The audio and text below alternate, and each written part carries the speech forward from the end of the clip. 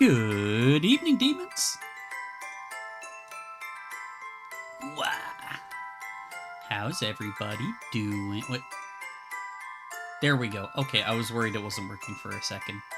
Yeah, hi, how's everybody doing? Heavy, thank you for the 13 months subscribed. Holy shit, thank you. At work doing overtime, won't be home till like past midnight. Enjoy Les Besties. Music's a bit loud. Yeah, let me just fix that.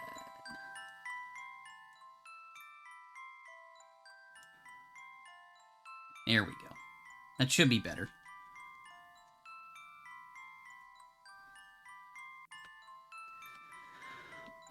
But yeah, how's everybody doing? I've kind of been gone for a while.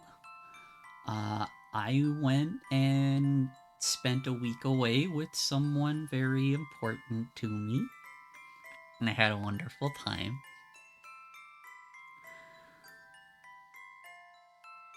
But I'm also excited to be back hanging out with you guys. Especially because I put it in the Discord yesterday. Um, I I hurt my back doing something completely unnecessary. Um, I had to bring in some packages from the front porch for my family that had like glass in them and stuff, so I'm like setting them down very carefully. Um, and then the way I stood back up was really dumb because I had to kind of twist to like put them down safely. Um, and I pulled something in my back, and it was very dumb.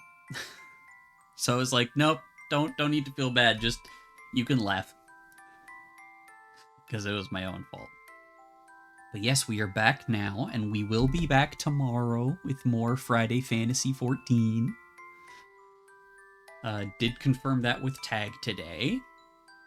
By which I mean he sent me a DM saying, "Hey girl, you good for Final Fantasy tomorrow?" And I'm like, "Yeah, boy."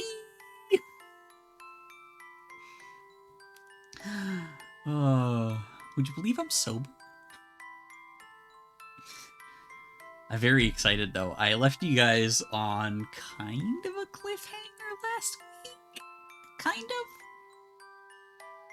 Or not last week. Last time we streamed Heart of the Woods. Um, yeah, Morgan, Tara and Morgan slept together. Oops. Don't sleep with the host. Tara's a dumbass and I love her. Um, but then also, uh, Tara kind of, or Morgan kind of slapped some sense into Tara verbally. Told her, you know, it's like, maybe you should also be apologizing for acting like a dick to Maddie. And now Tara's rushing off to go find Maddie to apologize. And Maddie has also been going out to see Abigail every day. Or, every day where it's possible and she's not going to get annihilated in the weather. But the last time she went out, she was confronted by Evelyn when she came back. And y'all know we can't trust Evelyn. That bitch is pure evil. So, gotta see what happens. I also just love listening to the music from this. Like I had the game running for like the last half hour just listening to this because it's just like it's nice. But yeah, so we'll go. Oh wait, hang on. I realized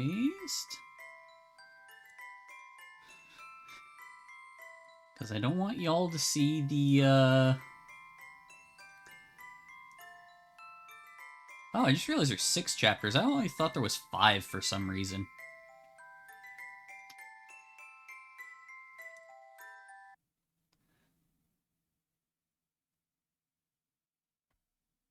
Is it gonna...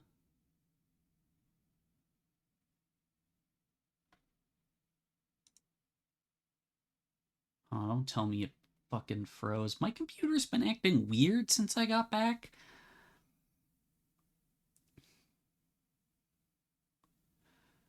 And it's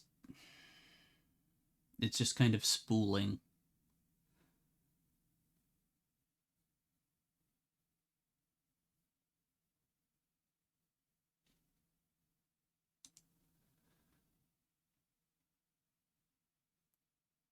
It missed you? I wish that's what it was, but like it's like the game froze and it just crashed.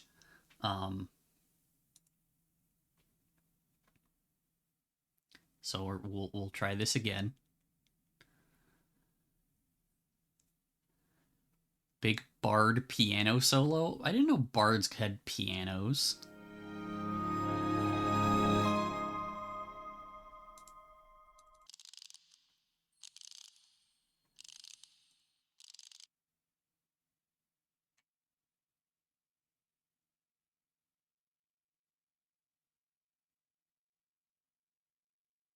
Is it gonna fucking do this again?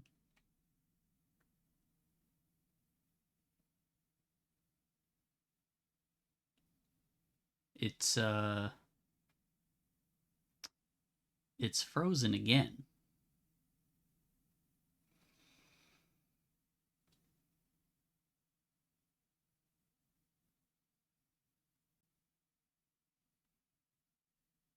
Okay, yeah, it crashed again.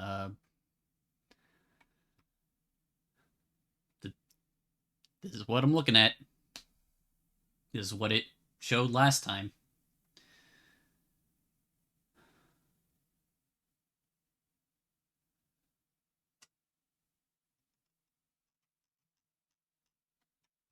What if I trace back, ignores the exception, allows you to continue.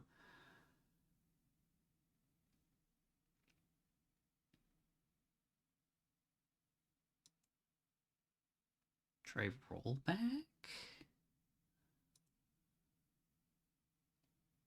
Okay, so this is basically where we were when we ended last time. Is if she finds out I slept with our host, she's gonna kill me.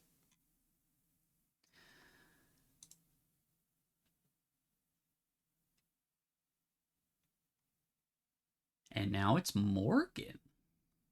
Mm. I think this is what it failed to load.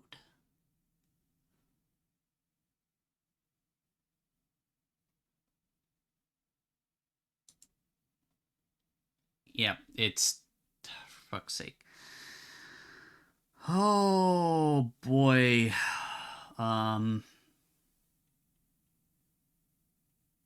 Hmm.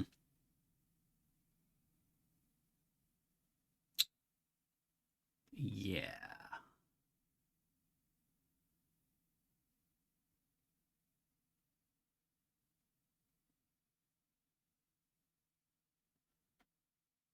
What if I just hit ignore? It says ignores the exception, allows you to continue, but often leads to additional errors. Oh.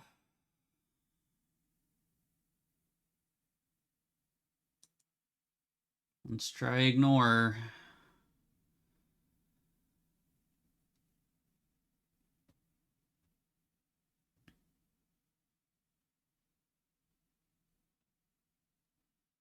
Okay, let's hope this works.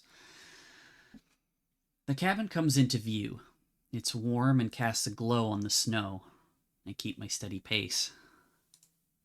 It's been a while since Tara and I talked. Things still aren't fixed. They've improved. She's getting Maddie's help filming now, but I can still see that distance between them. Doesn't help that Maddie keeps choosing to stay behind when we go to the village. Her excuses are always flimsy, but Tara doesn't push it. I'm not sure if she wants to. I'm not entirely sure what to do. I never expected this to be easy, but now it's gotten complicated in a way that I couldn't have predicted.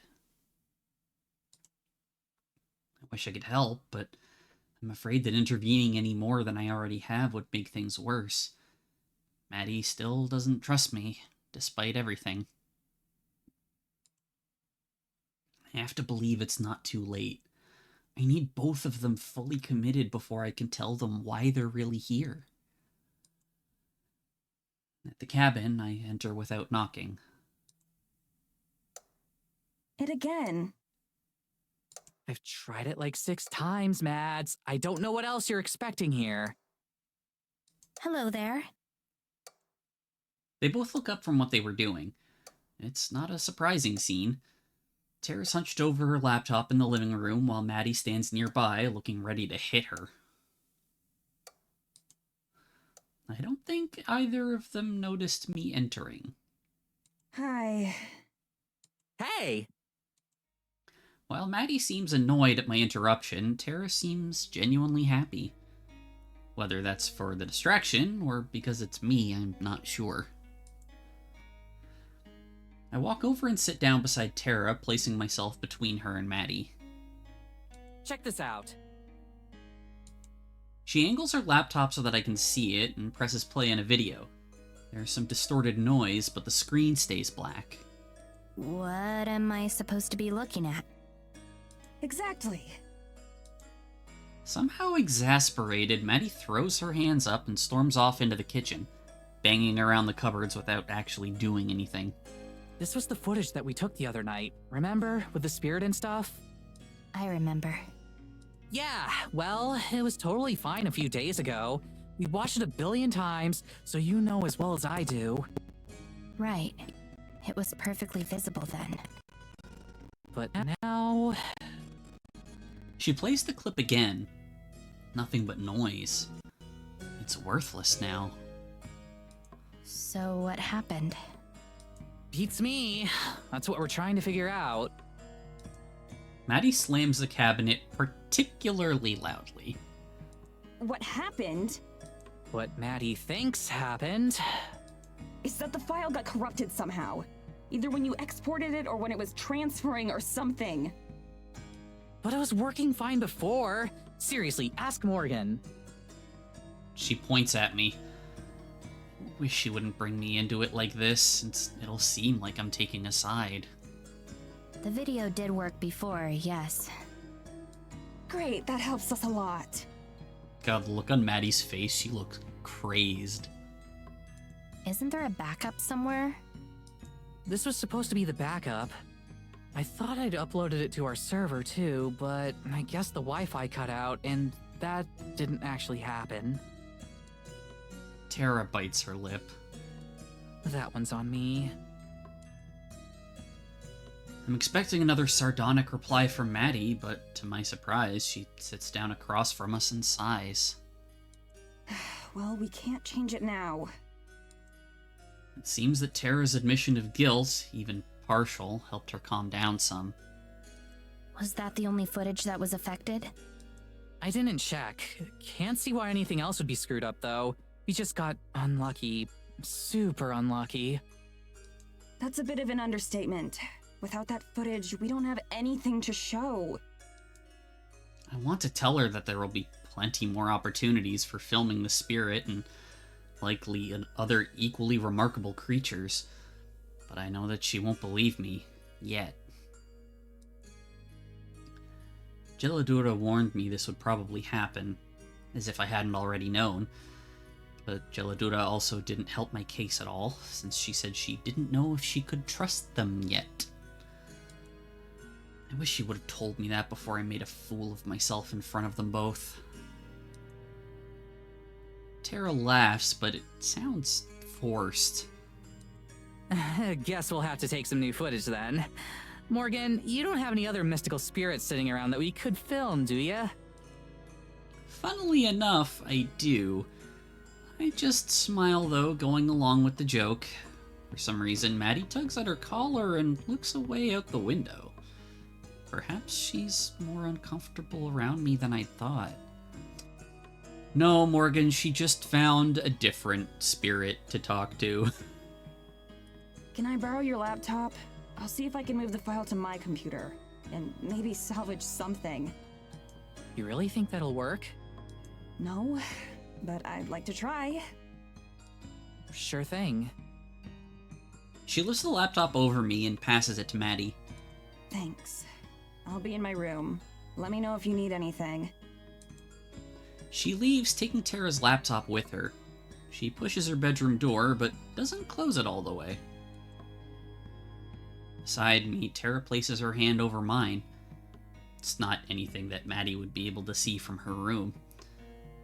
I'm not sure why Tara's so insistent on keeping our relationship a secret.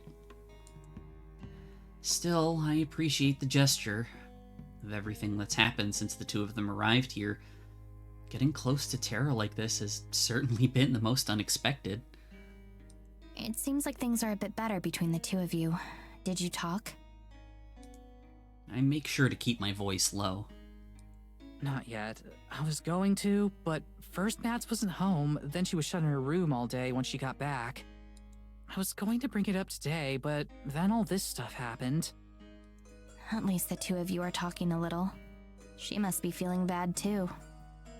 Maybe. You should have heard her before you got here, though. I'm sorry. Nah, don't be. It's like you said, this is on both of us. You really don't know what happened to the footage? I promise I won't tell Maddie anything. Nope, it's 100% legit. It was working fine, and then it wasn't. I didn't even drop my computer or spill water on it this time. Oh, Tara. Even I'm not that clumsy. Like, I know I have a lot in common with Tara, but even I'm not that fucking clumsy. That's so strange. You're telling me. Mads is convinced I did something to screw it up, though. I have a niggling suspicion in the back of my mind, but I don't want to bring it up yet. I don't want to alarm Tara if I can help it. Has anyone... Right in the middle of my sentence, the heater in the corner of the room makes a sizzling noise and then dies. Tara and I both stare at it. Did you see that? I did. God! Clutching her head in her hands, Tara gets up to inspect the heater. She looks around and underneath it, although it's clear she has no idea what she's actually looking for. While her back is turned, I take a moment to peer out the window, scanning for anyone or anything out of the ordinary. I don't see anything. What happened? Heater died. Check it out. Wait, you're kidding me. I wish. Already, the cold is starting to set in. Was it a short circuit or something? I'm glad that she doesn't default to blaming Tara for this. My suspicion gets a little stronger, too. No clue. Morgan and I were sitting here when it suddenly died. Didn't give any warning or anything. It was a lot like the... She trails off. She doesn't need to finish the sentence. I'm sure we're all thinking the same thing. like the footage.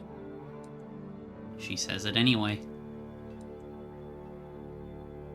None of us say anything. Then Maddie chuckles nervously. That's a pretty weird coincidence. Do you two think that, they're connected somehow? What, the heater and the footage? There's no way that could be. It's just bad luck.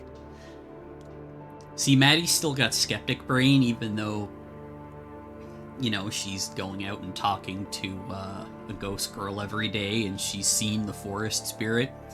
Some things are hard to break out of.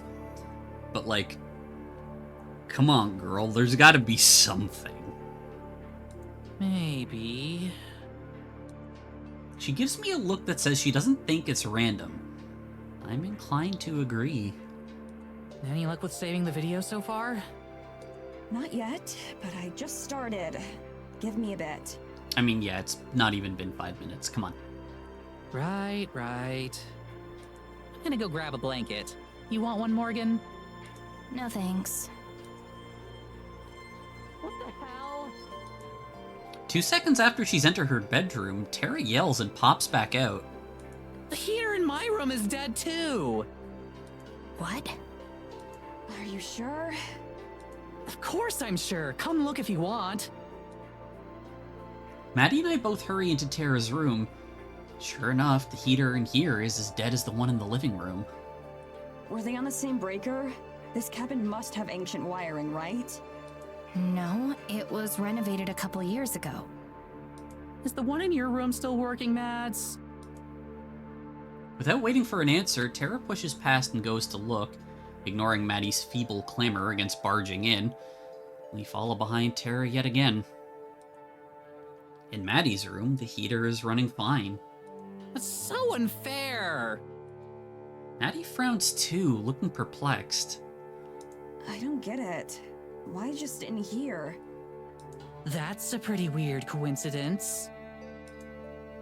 Tara does a poor imitation of Maddie's voice. It is! What else do you want me to say? Grumbling, Tara leaves the room without giving an actual answer. Maddie doesn't try to stop her and stares at her perfectly functional heater. I shut the bedroom door behind me as I leave. Okay, tell me I'm not crazy. Something weird is going on. You're not crazy. This definitely isn't a coincidence. You say that like you know what's going on. I can feel a pit opening up in my stomach. I've never been good with words, and I'm not sure how to phrase everything I'm about to tell her, much less how she'll take it. I must struggle for too long because I can see Tara's expression go from mopey to concerned. Hey, you okay? I was just kidding, but like, do you actually know what's up? I press a finger to my lips and point to Tara's room. Her eyes go wide, but she nods. I lead the way with her following close behind. We can talk now. Tara looks like she's going to explode. Now? What the hell? That was like something out of a spy movie. Shh, not so loud. Tara has no understanding of the word subtlety at all. I listen for any indication that Maddie's followed behind us or is eavesdropping, but her door never opens. Tara watches, waiting for me to elaborate, but I can tell it's taking every ounce of self-control she has to not barrage me with questions. It's understandable. Okay, bear with me, because I'm not sure how to say some of this. Nearly vibrating with excitement, Tara nods. You take a deep breath. I don't think that all these malfunctions are a coincidence. I think they're intentional sabotage, and that my mother's to blame. Shocker. Her eyes get as wide as saucers. Your mom? Yes. And I also think that Maddie might be involved too. It's not her fault at all. I'm afraid that my mother might have gotten to her first. She might not even know it. I think that's a bit of a stretch. Gotten to her how? As in, she's not in control of her actions. She might not even be aware of them. You mean like mind control? More or less, yes. She stares at me and then starts to laugh. She gets up and paces around the room, her hands flying in useless motions as she laughs. Okay, you're screwing with me, right? Mind control. Maddie! I'm not messing with you. I'm dead serious. I can't blame her for being incredulous. It's a lot to take in at once. And the rest of what I have to say is even stranger. But if there's anyone who will believe me, and who will believe the truth, it's Tara. Her laugh becomes a whistle as she calms down. She takes a second to compose herself and then sits on the bed next to me. Okay, mind control. Go on. Like I said, I doubt Maddie's even aware. It's probably more like sleepwalking for her, but it would make sense. You said she's been spending a lot of time away from the cabin, right? See, I follow the logic that Morgan is seeing here, but unfortunately we know that that's not the truth. It's Maddie has been leaving going away to go talk to Abigail. And that she doesn't like to talk about where she's been. Plus the footage being damaged, and then the heaters dying. It makes sense. You're gonna have to sell me on this more. I wouldn't say that makes sense. What's the point of it? Why would your mom do that, and how? Like we haven't even approached the point of making sense. I know. I'll explain. I'm trying to remain calm myself, but there's a nervousness that I've never felt before. This is my first time ever talking about this with someone else. No matter how many times I'd imagined this conversation and rehearsed it in my head, it's nothing like real life. My mom isn't really my mom. To be frank, she's not even human. Not anymore. I pause, waiting to see how Tara takes it. No reaction. I doubt that anything I'm saying even registers as a possibility to her. My only choice is to go through it all and hope that she believes me in the end. The person you've met, the creature, is something else, using a human woman's body as a host. She has the whole town under a glamour that makes them loyal to her, and she has for years. Longer than I've been alive. I think she has Maddie now, too. The reason that I sent you an email and invited you to Eisenfeld isn't because of the forest spirit or any of that other stuff, although it's related too. The reason is because I need your help. Evelyn, or the thing inside her, is going to try to kill me soon, to use me as a new host, within the next few weeks. You were the only people in the world who I could think of who might believe me. There wasn't anyone else I could ask. She knows that too, which is why she's trying to get rid of you now. Ruin your trip, make you want to leave. She would never hurt either of you. Too many people would notice if something happened.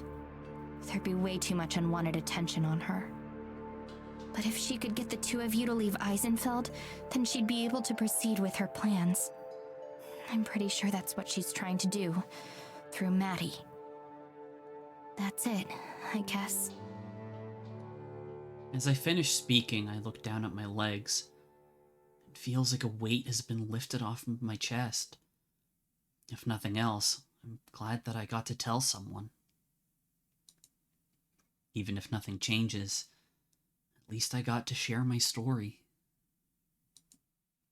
If she doesn't believe me, if she thinks I'm crazy as Maddie does, then I'm out of options. The silence stretches on, and I glance up at Tara's face. For someone usually so expressive and easy to read, her face is immutable. I can't tell what she's thinking. She just stares at me intensely, more scrutinizing than I've ever seen before. I meet her eyes, willing her to search mine and see that I'm telling the truth. I want to reach across and grab her hand. More than that, I want her to grab mine.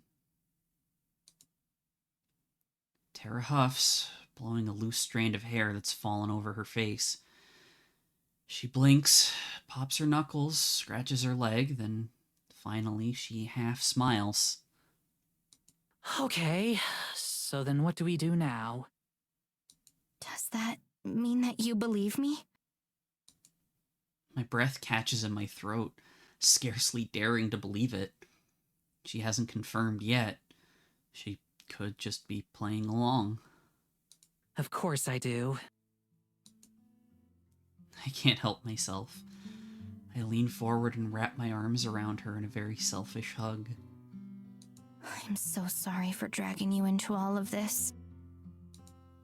She doesn't deserve any of what's going on. I brought her into my own world of problems. Her arms wrap back around me without hesitation. Hey, I'm glad you did. Really? Of course! If some other paranormal blog got this scoop, I'd be jealous forever. This fucking dumbass. We both laugh.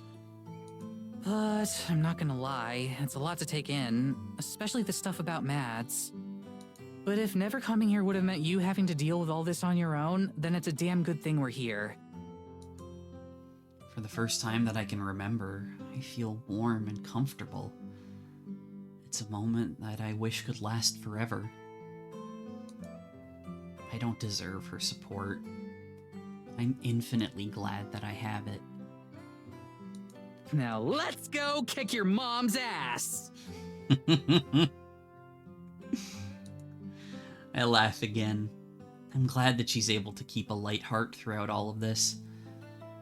We're going to need it. Really though, what do we do now? Pack our stuff and get out of here? You could totally crash with me and Mads. I'm sure she wouldn't mind. You'd have to get past that whole mind control thing first, though. No. Running away isn't an option. She would just take someone else instead. She has to be dealt with. You said it'll happen in a couple weeks, right? How do you know?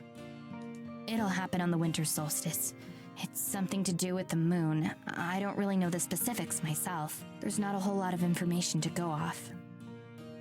And if you'll notice, Terra's shirt, the crescent moon on Terra's shirt has slowly been waxing over the days that have passed. It's a cute little detail, like as time goes on, like the phase of the moon on her shirt changes. You're in luck, because investigating stuff without a real lead is my speciality.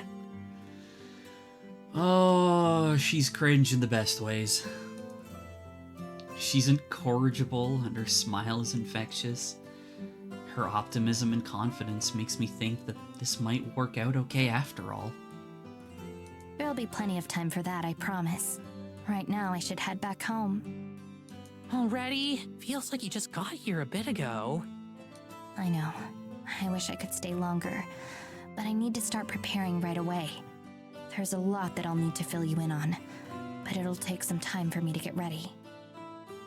So, like, later tonight? Probably tomorrow or the next day. Okay, I'll lie low until then.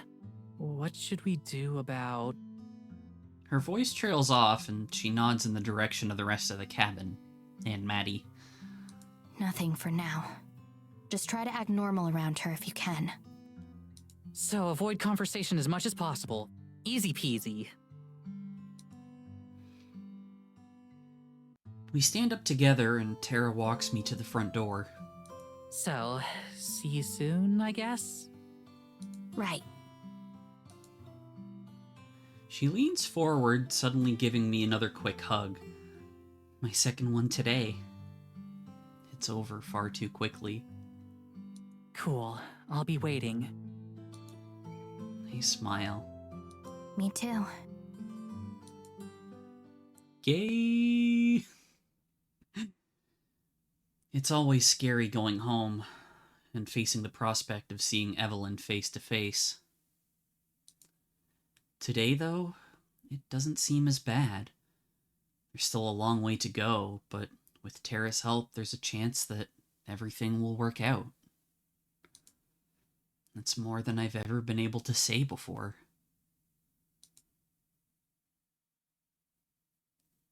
Well, we're back to Maddie. The skies are gray out when I wake up. I check my phone for the time, thinking that it must still be early, but no, it's almost 10. It's the clouds that are making it so dark. We're definitely in for a lot of snow today. Looks like there could be more than any of the previous storms. Sighing to myself, I get out of bed and get dressed without wasting any time. There's no way I'm going to be able to see Abigail today. Not with the weather as it is. I hope she won't wait up for me. It's frigid in the living room. I spent a while trying to fix the heater, but to no avail. I don't even know what's wrong with it. Tara must have had it pretty rough too.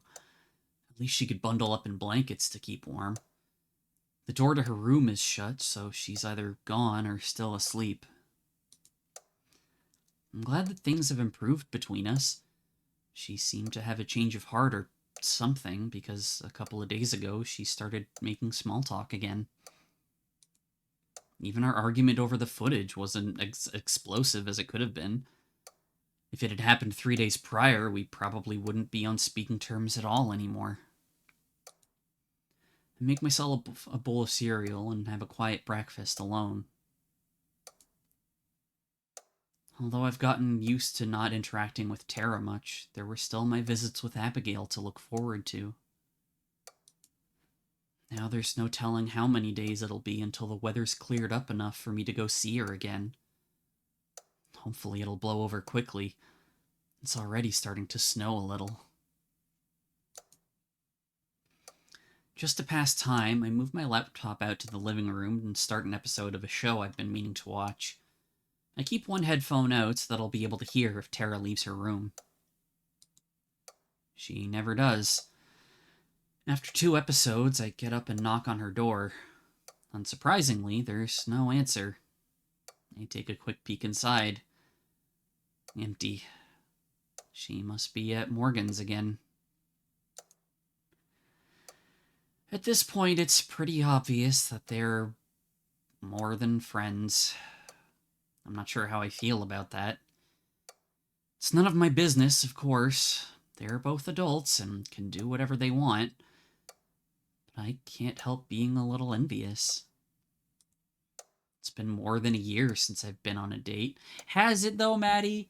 Has it been more than a year? What about when you read to Abigail and she, fell asleep on your shoulder? Huh? What about that?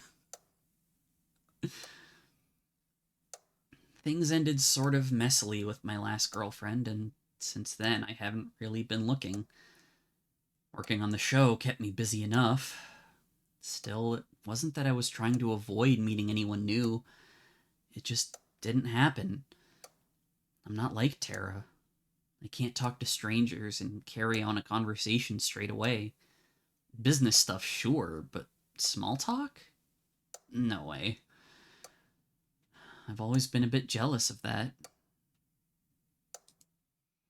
So seeing how quickly and how naturally Morgan and Tara ended up together feels like a painful reminder of my own social inadequacies. I guess there's an expiration date on their relationship, whatever it may be, though. It's hard to believe that we're already halfway through our trip in Eisenfeld. It occurs to me that I'm in a similar situation with Abigail. Although our friendship is nothing like Morgan and Tara's, it's also time-limited. Is it nothing like theirs? Is it? Oh, Maddie. She is a very oblivious lesbian. That thought hurts more than I expected it to. I wish there was some way she could come back with us. I wonder how difficult it is to smuggle a ghost internationally. That's the kind of problem Tara would be great at solving if she was around. In fact, I wonder if maybe I should take this opportunity to try to mend things with her. Assuming Abigail was okay with it, I could take Tara to meet her. Is there tariffs on that stuff? Only if you claim it. Not for smuggling. Well, not quite as dramatic as the forest spirit, having a genuine ghost on film would still be a huge win for the show. It's a little funny to me that an actual ghost is mundane compared to what else we've seen. I'm not entirely convinced on the idea. There's still some appeal to keeping the news to myself for at least a little bit longer. A knock at the front door interrupts my TV watching. Coming! Is gonna be that bitch Evelyn again. I undo the latch and come face to face with Evelyn again. Good afternoon. Now playing Dagger Smile. What a good, song title. Hi there. My previous encounter with her on the way back from the church flashes through my mind and sets me on edge. There's a man I don't recognize with her too, adding to my unease. We heard there was an issue with the heater, so we've come to fix it. Don't want you freezing to death out here. Her demeanor is a 180 from last time. I wonder which of them let her know. Maybe Tara mentioned it earlier today. Oh, thanks. That'll be a big help. Aren't you going to let us in? No. I realize that I'm blocking the doorway and step back to make room. It's technically her cabin. I don't really have a right to say no. Yeah, sorry. The guy with her brushes past me and heads to the heater, getting right to work. Meanwhile, Evelyn and I both sit down in the living room. I stare at the floor, hoping that she'll start the conversation, but she seems content to just look around the room, admiring the decorating. When she clears her throat, I flinch. I'm very sorry for the discomfort it must have caused. Even a single night without the warmth can be most unpleasant. She stares at me intently, like she's hoping for me to catch some hidden meaning. Whatever it is lost on me. It's fine. It was just one night. Thanks for taking care of it so fast. Of course. Are you the only one home today?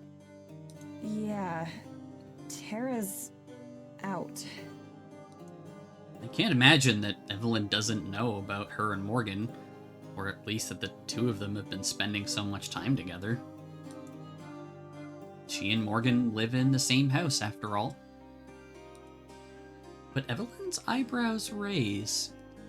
Is she now? My daughter said your friend was here. She wouldn't be foolish enough to venture into the woods on her own, would she? The weather's looking quite dire. My mouth goes dry. Even Tara wouldn't be that reckless. Right? I don't think so. Good. Only a fool would go out in this. As if on cue, a heavy gust of wind blows, making the whole cabin creak. Through the window, I can see the snowfall has already gotten heavier. Thick, heavy flakes mask the glass and obscure the view outside. The workman finishes up and moves closer to the couch. He still hasn't said a word since he's arrived. Seems we're finished here. Do take care, Madison. And don't hesitate to call if you need help with anything else. They didn't fix the one in Tara's room. Will do. Thanks. Or maybe he did, I don't know.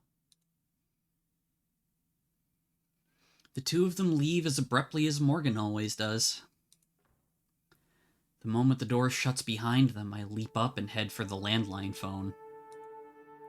I don't know what that was all about, but it's obvious there's something more going on than I'm aware of. Something sinister. There's a small scrap of paper jammed underneath the phone with Morgan's phone number scribbled on it. I dial and wait, praying that the weather won't render the phones useless. It rings and rings and rings, but doesn't pick up. Eventually, it goes to a generic voicemail message delivered in an automated voice. Damn it! I slam the phone back to reset it and then dial again.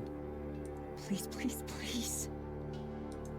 If she's not here, if she's not with Morgan, then I don't know what I'll do. I don't know where else she could be. On the third ring, the phone clicks as someone answers. It's garbled and hard to hear her, likely because of the storm. Morgan? The person on the other line says something unintelligible. Hello? It's just barely clear enough for me to hear my name. Yeah, Yeah, it's me. Hey, listen, is Tara with you? There's another pause and some staticky noise, then a beep as the line goes dead. Frantically, I hit the redial button. This time, she picks up on the first ring. Hey, it's me. Is Tara with you? There's a noise, but I can't tell if it's her answering me or just interference. Sorry, what? Again, the only response is garbled nonsense. I tried to talk to her several more times, but nothing is intelligible. I don't even know if she can hear me. Call drops again, and this time I don't bother calling back. I could try to send her an email, but it'll take forever before the webpage loads enough for me to do that. I try to make myself calm down. Logically, she's got to be with Morgan. There's nowhere else she'd go. Evelyn must have missed her somehow. I go to one of the windows, using my sleeve to brush away the fog that veils the glass. It's already a blizzard out there, snowing harder than anything I've ever witnessed. That's when I see her. A flash of red hair over by the tree line. Tara. She's just standing there? When she notices me, she waves. What the hell is wrong with her? I pound on the glass, pointing downwards to indicate that she should come in. Come inside, you moron! What are you doing? I know she can't hear me, but she keeps waving. Then she turns and walks into the forest. The hell? She's lost it. She's absolutely lost it. I fight against the wind just to open the door. Oh no. Oh no.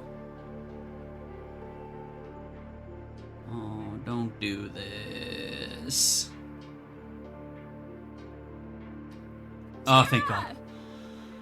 I thought it was going to crash on me again. My voice is swallowed up by the wind. There's no way she could have heard me.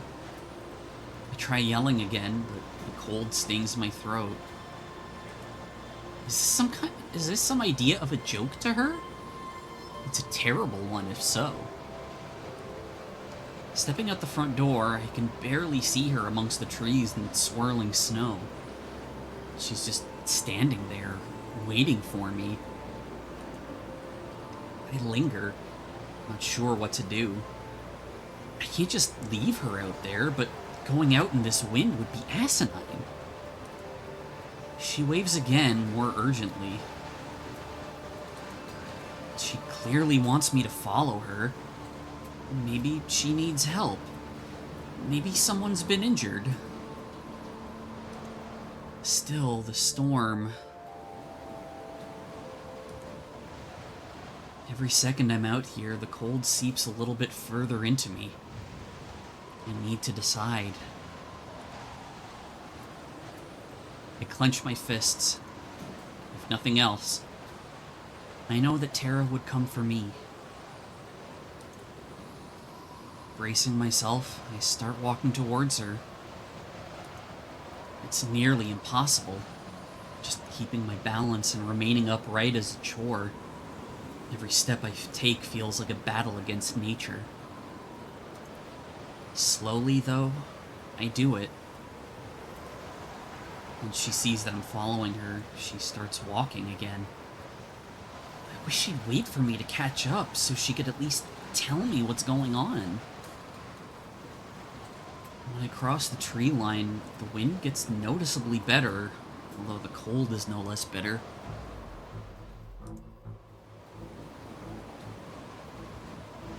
Tara doesn't seem fazed. She's still forging ahead, always in the distance, no matter how fast I go. Close enough to see, but not close enough to hear.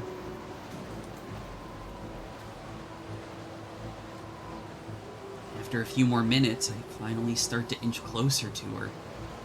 I can't feel my hands or my feet. My teeth won't stop chattering. I need to stop her now. My mouth is shaking too much for me to form any sort of coherent phrases. If I wasn't already genuinely scared, I am now. Then, without warning, Terra stops. She stands completely still, back towards me. I do my best to push forward, finally making my way to her. Terra, we have to. I give up on words, instead reaching out towards her. My fingers are numb and heavy. Before I can touch her shoulder, though, she turns around. And my blood runs as icy as my skin. Her face is completely smooth and featureless, like a mannequin. Her clothes, her hair, everything else are a perfect replica. But her face is an empty void. This isn't Terra. This isn't even human. The sharp taste of bile rises in my throat as I stumble back, repulsed. As I stare in horror, she begins to flicker like a light bulb going out. No. No, no, no, no. This isn't real. This can't be real. This isn't happening. This can't be happening. Still flickering, the thing begins to move. Its shoulders start to shake as it rocks back and forth, tilting its head back slightly. It doesn't make a sound, but its intention is clear. It's laughing at me. I fall backwards, hands scrambling through the snow that I can no longer feel. I scuttle away from it as best I can, though it doesn't even try to follow me. It just rocks, celebrating its triumph over me. My shoulder smashes into something hard, sending a stinging pain through me. It's a tree. I try to stand up, but I've lost all sensation in my legs. My fingers scrabble desperately, uselessly at the hard earth and slick bark, but I can't find any purchase. I try to stand and my feet slide from beneath me as I crash back to the ground. Each effort is harder than the last. I try several more times to stand, but I can't. Exhausted, I lie there, cheek pressed against the frigid ground. I can't even feel it. My face burns as it's buffeted with more and more snow. My thoughts run ragged. I know how hypothermia works, how fast it can set in. Surprisingly quickly, I'd once read. My body temperature only needs to drop a couple of degrees to start shutting down. I can't muster the effort to move. The fake Terra is gone now. The space it occupied is empty. I'm alone. The realization crosses my mind, surprisingly lucid. I'm going to die. This is the end. There is no after this. I've reached the end of my life. Snow accumulates on my body. The parts I can feel burn. I'm grateful for those that can't. My breath is barely even a wisp of vapor. I try to tell myself that I'm wrong. Someone will find me. I can't die out here. I'm not some mountain adventurer. I'm not the kind of person this happens to. I can't freeze to death. I can't. But I'm going to. What about Terra? And BT? And my family? I can't just leave them all behind because I ran too far into the woods. That's just not how this works. I try to push myself back up, but I can't move my arms. I can't move anything. I'm sure that if my body allowed me, I'd be crying. I don't want to die.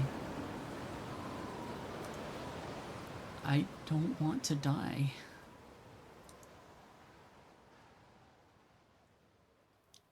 I don't want to die.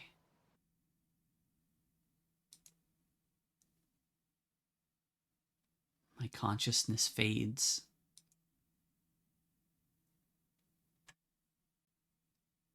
A piercing light that should be unpleasant but isn't shines in front of me. I will my body to reach for it, but I can't. Then I understand. It isn't meant for my hands to touch. I let go of it all, giving myself up. But then, a sound. Imperceptibly loud, deafeningly quiet. Something vibrant and full of life fills my tired eyes. It blocks the light. And then...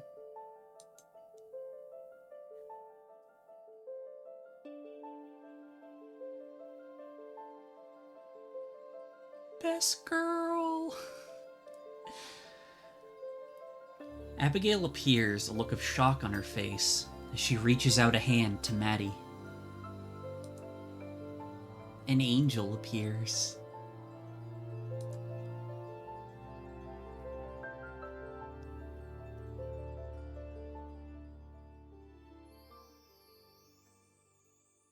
Chapter 3.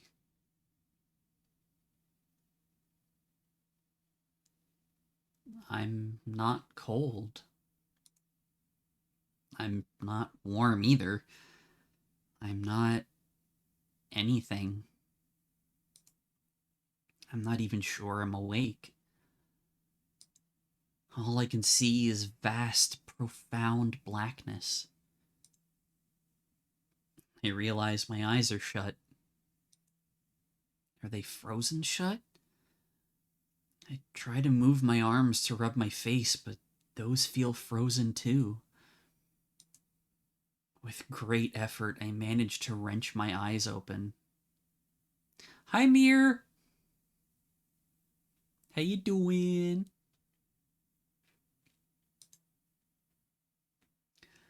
I'm flat on my back. Right above me is a familiar curved wood ceiling. The gray smudges in my peripheral vision are the pews where I sat and read with Abigail just days ago. Spamming tag with dumb shit, the usual? Hell yeah.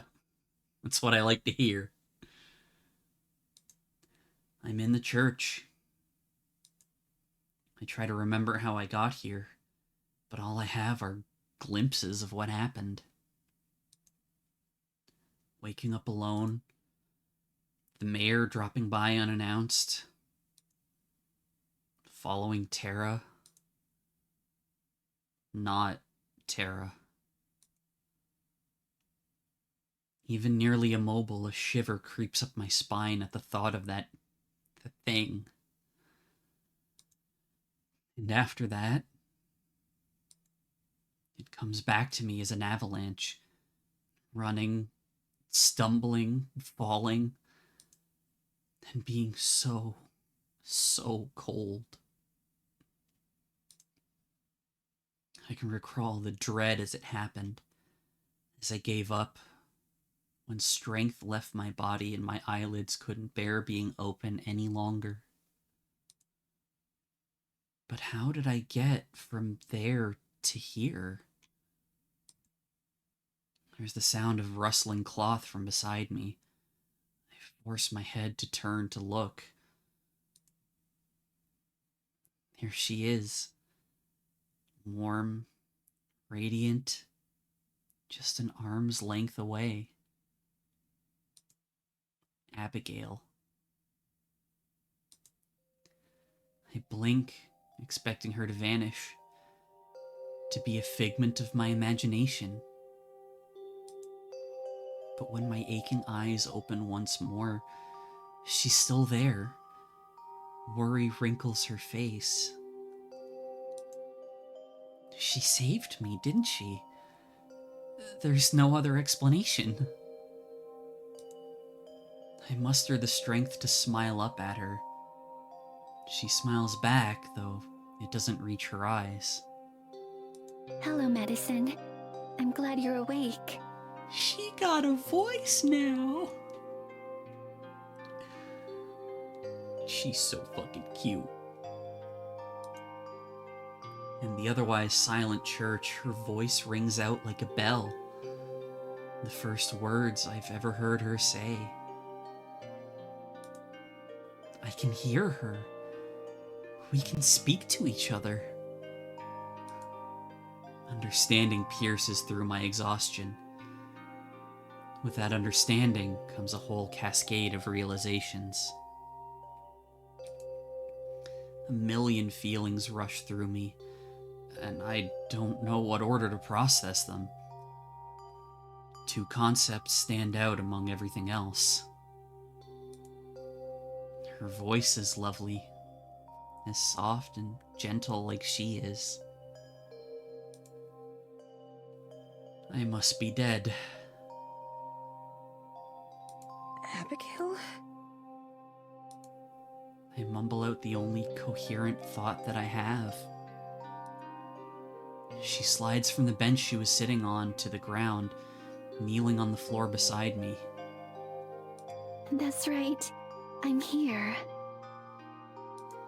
She leans over me, the serene portrait of a heaven-sent angel.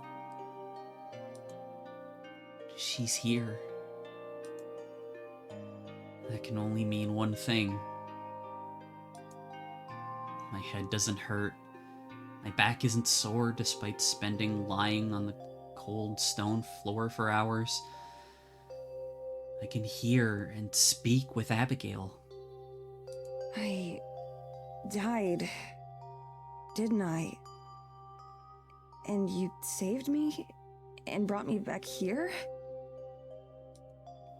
She rubs her face, a pained look on it that she can't brush away. You're not quite dead, but you're not alive either. Rather, you're somewhere between life and death. Yeah, being a ghost. Like me. That's the best way I can put it. I can tell that her tone is supposed to be optimistic, but to me, she sounds entirely too cheerful for someone narrating my own demise. Still, I suppose this is better than the alternative. Then, thank you. Her smile gets just a bit smaller. Please don't mention it. Really, I'm sorry that we hadn't been just a little bit faster. If we had arrived sooner... She looks away, guilt twisting her face. It's okay. It's not your fault. Even in my addled state, I know that much. I shut my eyes, hoping that this might be a dream, and that when I open them, I'll be safe and sound in my bed at the cabin. I'm not, of course. There's nothing above me but stone. I force myself to sit up. The motion catches her attention, and Abigail lunges forward, ready to catch me if I fall. Oh, don't strain yourself. But there's still no pain or soreness. Instead, it's like each individual part was switched off, and I have to reactivate them. Maybe that's not far from the truth. Once I've sat up, I'm able to stand without any issue. The heaviness falls away like a blanket. I think I'm okay. To demonstrate, I pace back and forth a couple of steps, feeling like I'm just stretching my legs. I reach out and flex my fingers, staring at their strange, glimmering transparencies. The whole time, she watches intently, poised to intervene if anything goes wrong. Nothing does. I'm fine, relatively speaking. I look towards Abigail for approval with the most earnest smile I can muster. She visibly relaxes. I then sit down on one of the pews. Abigail sits down beside me. It's bizarre. Despite years of existential dread, I don't know how to feel about my own past tense death. Well, Abigail did say that it's not quite death. It's just not exactly life either. Obviously, it's gotta be a bit more complicated than that. But right now, it's helping to soften the blow a little bit. I look down at my hands. They're normal and clean, not bloating and turning purple like in the last few moments. The rest of me seems similarly plain. Apparently, I was well preserved. There's one difference I wonder about, though. I press my finger to the stone that we're sitting on. Or at least I try to. But my hand just passes through. It doesn't feel like anything. Right. Next to me, Abigail does the same thing, pressing her hand in up to her wrist. She giggles and my heart skips a beat. I'd forgotten how it feels at first. It's kind of wondrous. Yeah, that's a good way to put it. Once you get used to it, it's really quite convenient. That's such a smug look on her face. Like, I know that's not the intent for this scene, but like, just that art of Abigail is just like, that is a smug look. It'll just take a bit of time. Abigail stands and gives me a huge smile, probably not realizing just how scary that thought is to me. I don't really want to spend however long it takes to get used to it like this. But she's clearly excited to talk. I am too, regardless of the circumstances.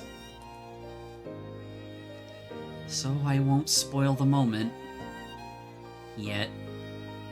How long has it been since then? Since you know. Even thinking of the word died causes my throat to constrict with terror. It's not death, I remind myself. If I can feel afraid, then it can't be death. It's been over a day. You've been unconscious this entire time. I was afraid that perhaps I'd done it wrong, that you might not ever wake up. But here I am. I can see her eyes sparkle with tears. Despite the fact that I'm standing right here, even the thought of my demise almost makes her cry. Yes, here you are. How did you do it? I remember thinking that I was going to die, for sure. She looks away from me, fidgeting with her dress.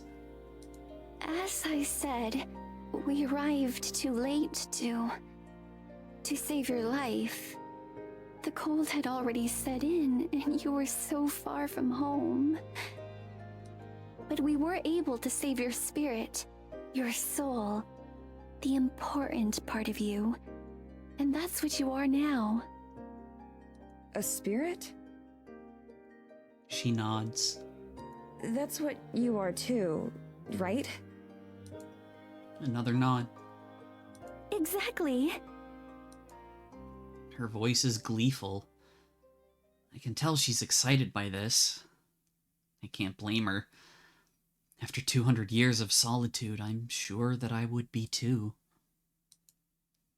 But for me, well, this is a nightmare wrapped in irony. I came to Eisenfeld as a skeptic, and now I'm this. It's so overwhelming. What will my parents say? Or my friends back home? And what about everything else I left behind? I never prepared a will or anything like that. I don't know what to think, what to feel. I suppose I should be grateful that I'm not truly dead, but at the same time, I don't know what I'm missing out on. Maybe it would have been preferable. I wish I could have at least said goodbye, especially to Tara. There's so much left unsaid. Wait, Tara. With a jolt, I turn to face Abigail. She flinches at how suddenly I move. Do you know if Tara's safe? My friend, the one who came here with me. I thought I was following her into the woods, but it was... The image of that fake Tara comes to mind, and with it a wave of dread. The memory of it is repulsive simply in how false it was. How unnatural. She's fine. As far as I know, she was never in any danger at all. I'm so sorry, Madison. You were tricked. Right. I relax a little bit. Tricked. Tricked by... by whom? Abigail looks uncomfortable once more. I'm not sure what name she uses now. The mayor of the village. Whatever you know her as. Evelyn. So she's responsible. I'm not surprised in the least. The way she always seemed like a snake, coiled and ready to pounce. The bad feeling I got every time I interacted with her. She must have come by the cabin just to scope me out. She had probably been planning this all along. I shudder. Who is she really? Why would she want to kill me? I'll explain it later, but I promise you don't have to worry about her anymore. Clearly that's supposed to make me feel better, but it doesn't. Yeah, she's not a threat anymore, but only because she succeeded. I want to understand. I need to understand. Why would she want me dead? I guess I'll find out in time. I just have one other question. Earlier, when you were talking about saving me, you kept saying we. Who else? Now her eyes regain that previous mischievous gleam that I've started to recognize on her. The smugness. Someone special. I'll take you to meet them if you feel you're ready for it. For a 200-year-old ghost, she's still as mischievous as a young adult. I think so. There's nothing to be accomplished by sitting around feeling sorry for myself right now. I've spent enough of my time in Eisenfeld doing that as it is. Plus, I'm curious to see who might have helped Abigail. Who else could have known about her this whole time, yet kept her a secret? I stand up and absent-mindedly offer a hand to Abigail to help her up too. She takes it, then drops it immediately.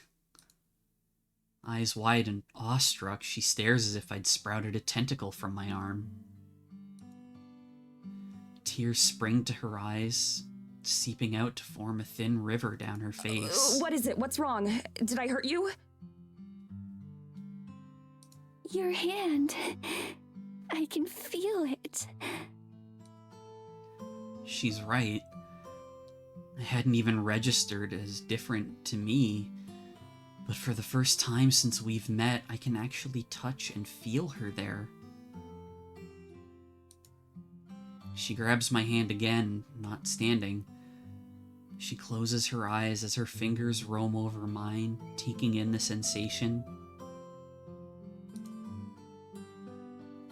With anyone else, anyone on Earth, it'd be awkward. But somehow, with Abigail, I don't mind. It's a little endearing, in fact. After a moment, she seems to realize what she's doing. With a yelp and a sheepish expression, she lets go. I'm sorry, Madison. I just got so carried away for a moment. It's fine. Really. My skin still tingles with the feeling, vivid because of the absence of anything else. Abigail also gets to her feet without my help. Together we face the doors of the church. They look like they've been untouched since I was last here with Morgan and Tara. I wonder how they're taking it. I wonder if they even know yet that I'm gone. It's quite possible Tara hasn't even come by the cabin. It could be days before she knows. I push those thoughts out of my head, though. It doesn't make a difference at this point. I'm still alive and cognizant, at least in some capacity. And as long as that's true, then there's a hope that maybe I can get out of this situation. All I can do is hope and learn. Swallowing my fear as much as I can, I take the first step towards the door. Should we go meet your friend then?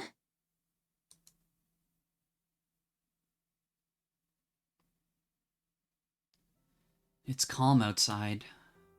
In the day or so that's passed, the weather seems to also have mellowed out. A thick layer of fresh snow coats everything, looking fluffy and inviting. A few clouds darken the sky overhead, but are nothing compared to the maelstrom that I got caught in. The occasional flakes that fall seem serene, not threatening. Of course, they pass right through me. Abigail leads me into the woods. I try to pay attention to how I can't hear my footsteps in the snow, or how the cold doesn't bother me. It's convenient, sure, but it's wrong.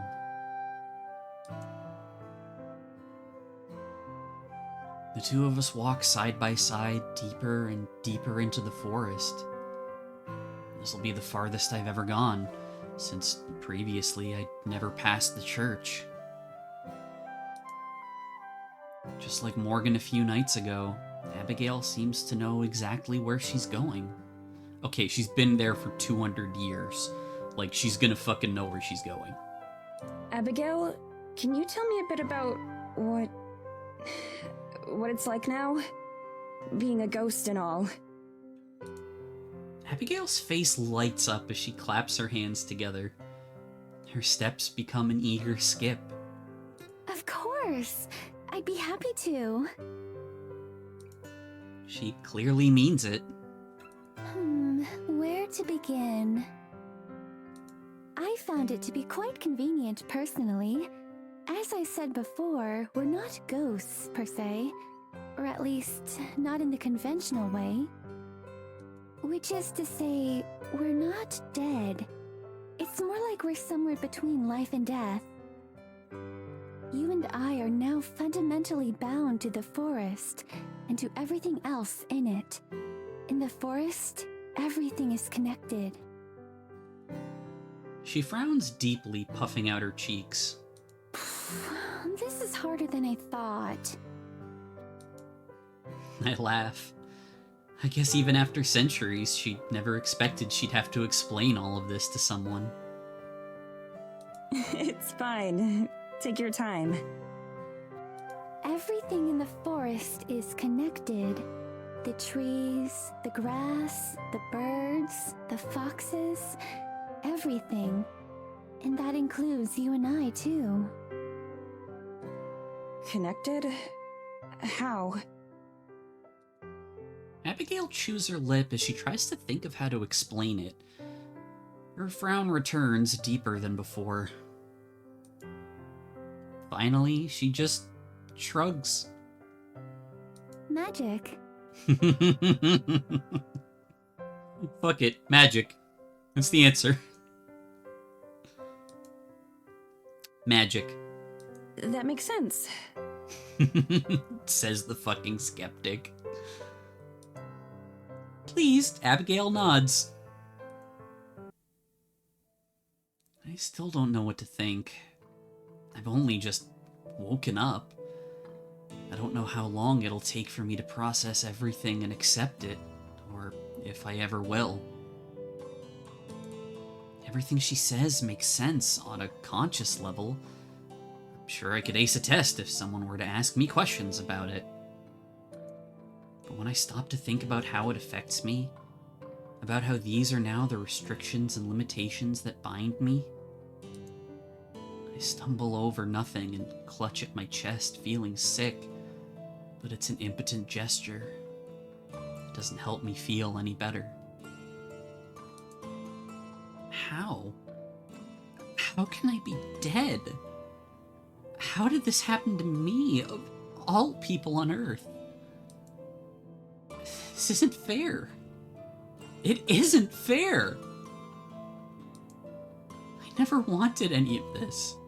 I never even wanted to be here. I can't keep my thoughts from spiraling. Every time I try to think about it, I'm just met with memories of dying and fear. Fear for myself and for the future and what it might hold. Abigail rushes over, rubbing my back as she croons in my ear. Madison, it'll be all right. I promise. I know it's a lot to take in, but it'll be okay. I'm here for you. I'm here.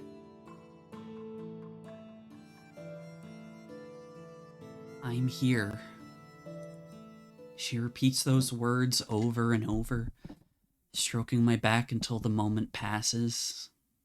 Dizziness fades in waves, and I slowly stand back up. In all, my little episode must have lasted seconds at most, but it felt so long. Madison, are you okay? Yeah, I'm fine now. Or at least better. Thanks. Her hand doesn't leave my back. Are you sure? We don't have to keep going right now. We could save this for another day. I brush away the notion. It's fine. Let's just keep going. If I just sit and do nothing, I'm sure I'd feel even worse. If you're sure... We resume our trek. The silence drags on for a while. Abigail shoots me glances every now and then, as if I'll disappear if she looks away for too long. In a morbid way, it's kind of funny. I looked at her the same way not too long ago. But she was bright and radiant, and I'm... dead, I guess. It brings a question to the forefront of my mind. Earlier... Abigail stops. I try to avoid eye contact. You said something earlier about Tara. How how it wouldn't be possible for Tara to even see me. Correct. She speaks with measured words. Despite how excited she's been, she's visibly holding herself back. Like any wrong word will set me off again. It's not too far from the truth. But I was able to see you, even before all of this happened. So why couldn't she see me? Abigail lights up again, a look of pride beaming across her face. That was projection. I've had a lot of practice. I'd be happy to teach it to you too, but it took me some time to learn. Yeah, decades. Oops. I see. Decades. Abigail laughs nervously, trying to hide her slip. We lapse into an uneasy silence again. I take deep breaths, trying to distract myself from the hundreds of questions weighing on my mind, but my breaths feel empty, the lack of cold wind glaringly absent if I focus on it. So I focus on Abigail. She leads the way confidently. A passive smile rests on her face. She looks more at ease now than I've ever seen anyone be. Every step she takes seems to push us forward, farther than any natural pace. The words she said earlier replay in my head about how the forest will help take us to our destination. We passed through a tree, but when I look back, it's meters away, if not out of sight completely. Magic. Being able to simply pass through any obstacles we encounter makes the walk much faster. Even so, I automatically step over debris or turn my shoulder completely to avoid scraping the trunk of a tree when I can. I feel the heaviness in my chest start to fade as we trek on. Abigail catches my glance and smiles warmly. I smile back, genuinely now. Did you spend much time in the forest when you were alive? I did. However, I never traveled very far. Why do you ask? I was just thinking about how you know your way around so well. It kind of reminds me of the girl I met here in the village, Morgan. I've had plenty of time to see it all. It's simple too, once you know how to do it. As long as you know where you're going, the forest will guide your way there. I'm certain you'll get the hang of it someday. I force an agreeable smile. In spite of everything, talking feels good. Talking about anything.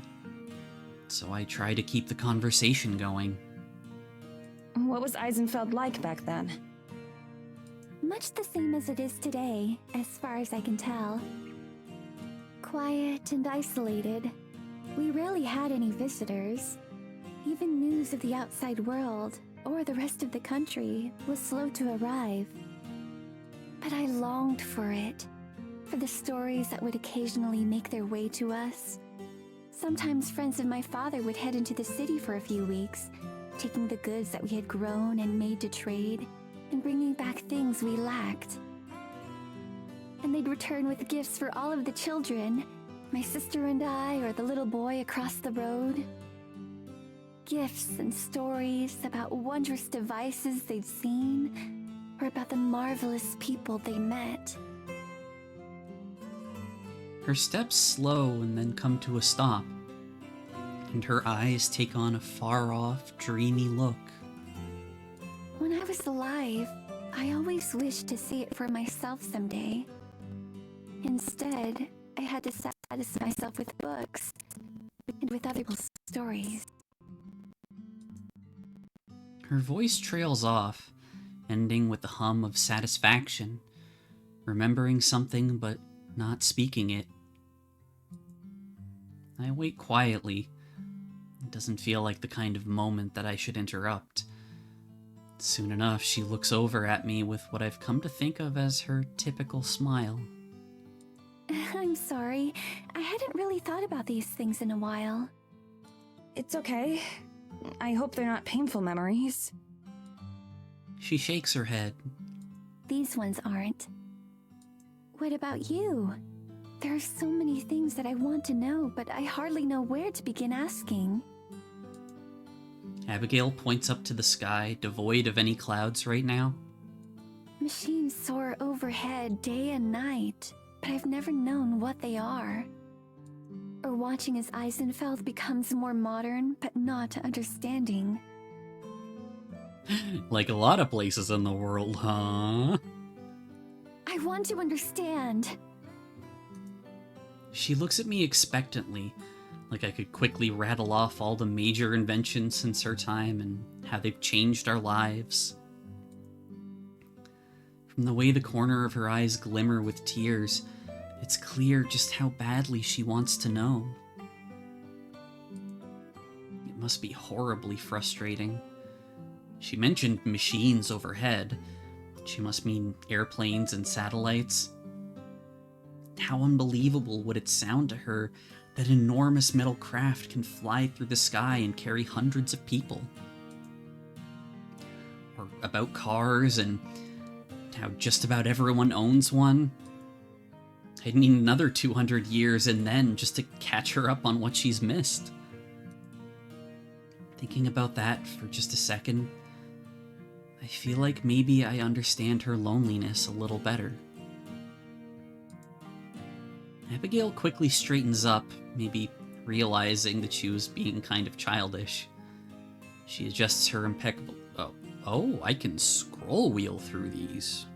That was an accident that I'm happy to have figured out. She adjusts her impeccable collar and dodges my eyes. I'm sorry. Again. That can wait. You're fine. I'm sure I'd feel the same way in your position. After we meet your friend, I'll tell you everything you want to know. Or at least everything I can. I'm not exactly the best storyteller, and I'm not very good at explaining why things work, but if that's still enough? I phrase it like a question, even though I already know what her answer will be. Sure enough, she springs towards me, skipping past like a stone. Oh, would you? I'm sure you're wonderful at telling stories. I could tell from the way you read to me back at the church. Do you remember? Like I could forget. That's a day I'll remember for the rest of my life. Is it? Why's that? 'Cause she's gay! She crowds up close to me now. To be honest, she reminds me a bit of a film camera. Zooming in, then out, then leaping past to focus on something else. Well, that was the first day that we spent time together, right? And that's when you showed me your name. Abigail goes very still. Several times she looks like she's on the verge of saying something, her mouth fluttering or her half gesturing something. But each time she stops. I suppose it was. I just didn't realize it was that significant to you. Of course it was. That day changed everything for me. I bite my tongue from saying more. Things didn't exactly change for the better. Deeper and deeper we go, and the forest gradually grows quieter. The rustling of creatures underfoot gets less and less frequent, and then stops entirely. The birds chatter less, and then not at all. Even the wind settles down. Abigail is the only one who doesn't act any differently. She still hums to herself or glances over her shoulder to make sure I'm still there. Like I have anywhere else to go. As we get further into the woods, the snow is thinner, and some places they're totally without it. There are even a few patches of green, something I'm pretty sure shouldn't be possible given the weather. The trees, which have been growing claustrophobically close together, start to spread out a bit more. I gasp when I see what's ahead of us. A grove of immense trees, larger than any I've ever seen before, lies before us. Like the redwoods back in America, they're so huge as to seem to hold up the sky. Totally bereft of snow, a few defiant branches hold leaves. They cast shadows over Abigail and I, and everything around us. An aura of life pervades the area. My skin prickles. The sensation is vivid, running up my arms like a spark. More than the church, where we are now, feels like a holy place. Something sacred and primal. As we pass by, I have the distinct feeling that I'm being watched from all sides. The back of my neck is slick with sweat, and I brush my forehead as the pressure of being observed starts to hit me harder. What is this place? I don't mean to, but my voice comes out as a whisper. We're at the center of the forest now. These trees are the oldest ones here. They're the ancestors of all the rest. All of the life in the forest comes from here. I believe it. There's a quiet vibrance to this place. I walk a little bit slower, feeling as if I don't want to cause a disturbance. I trail behind Abigail, who seems totally indifferent to the atmosphere. It makes sense, she's probably used to it, and this place's luster has worn off for her.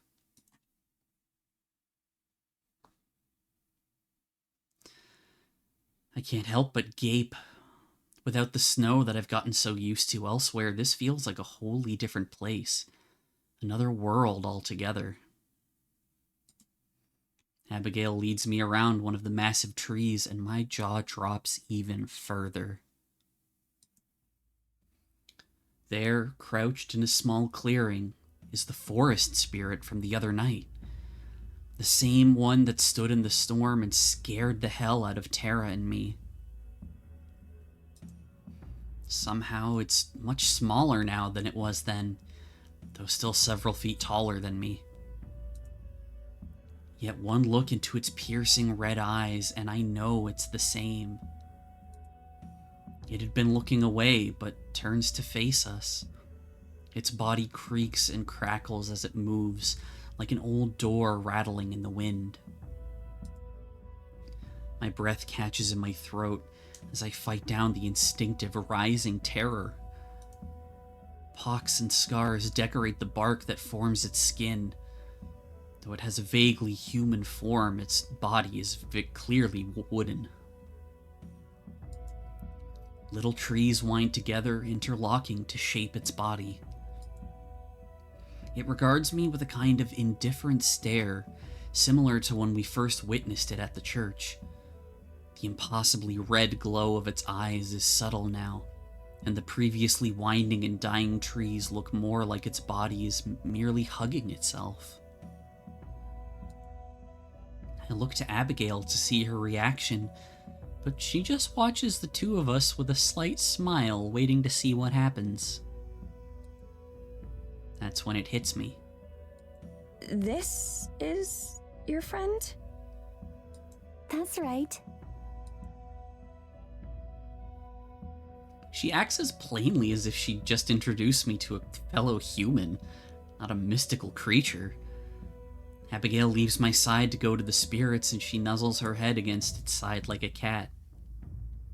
This spirit is the guardian of the forest. It helped me save you, just like it saved me long ago. It shifts slightly to accommodate her, standing a little bit taller. It makes no vocalizations, though. Nothing close to speech. I see. I don't, really. Visions of its tall and imposing profile against the stormy sky really clash with what's in front of me now. But still, I know she's telling me the truth. I take a fraction of a step forward, expecting it to bare its teeth or warn me off somehow. It doesn't react, though. Does it have a name? If it does, I don't know it. I just think of it as the forest spirit. I think back to how Morgan had first described it, as if the forest itself had come alive.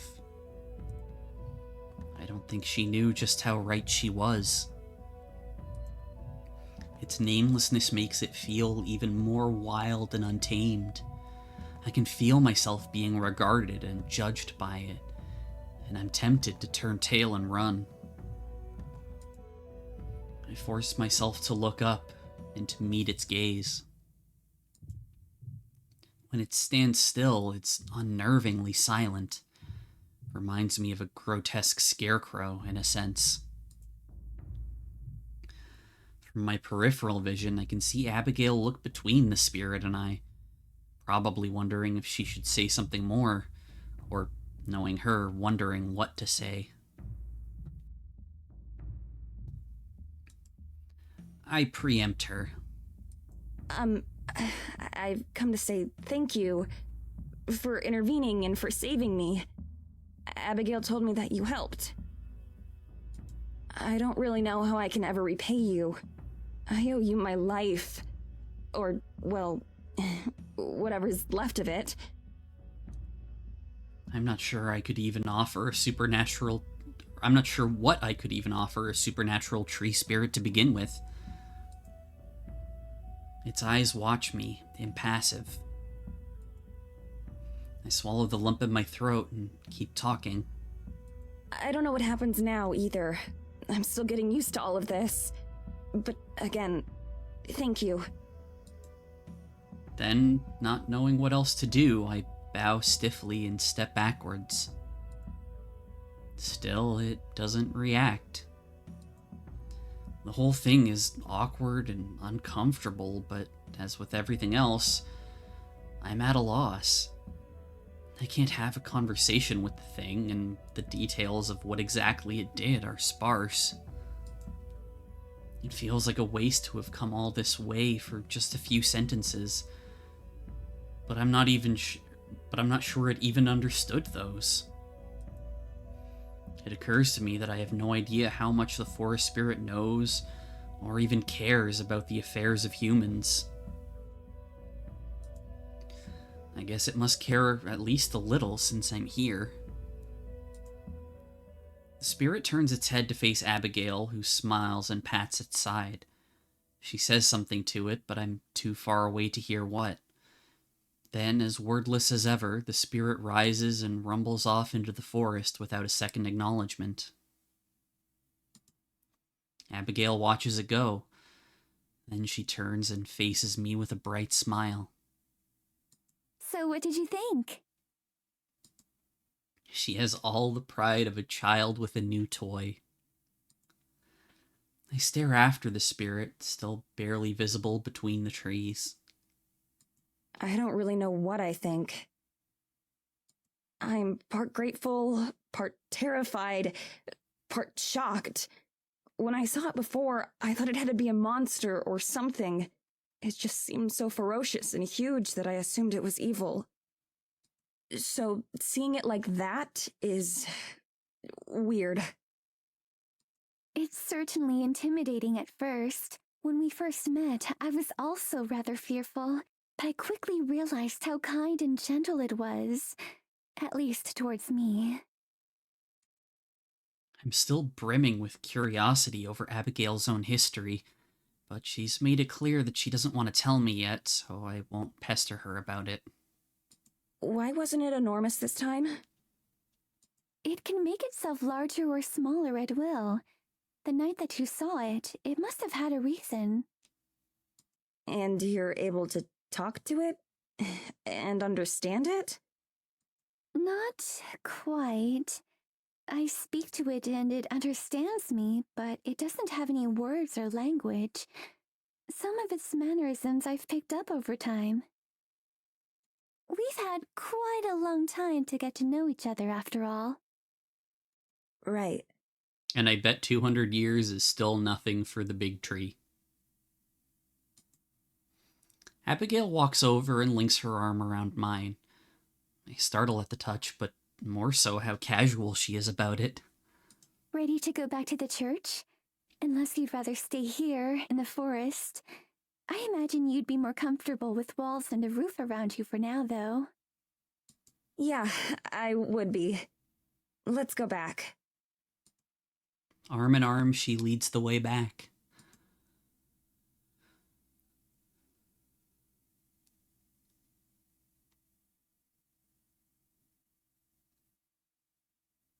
God damn it.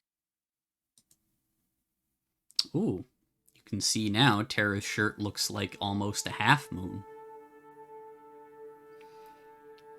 We're in Evelyn's private drawing room.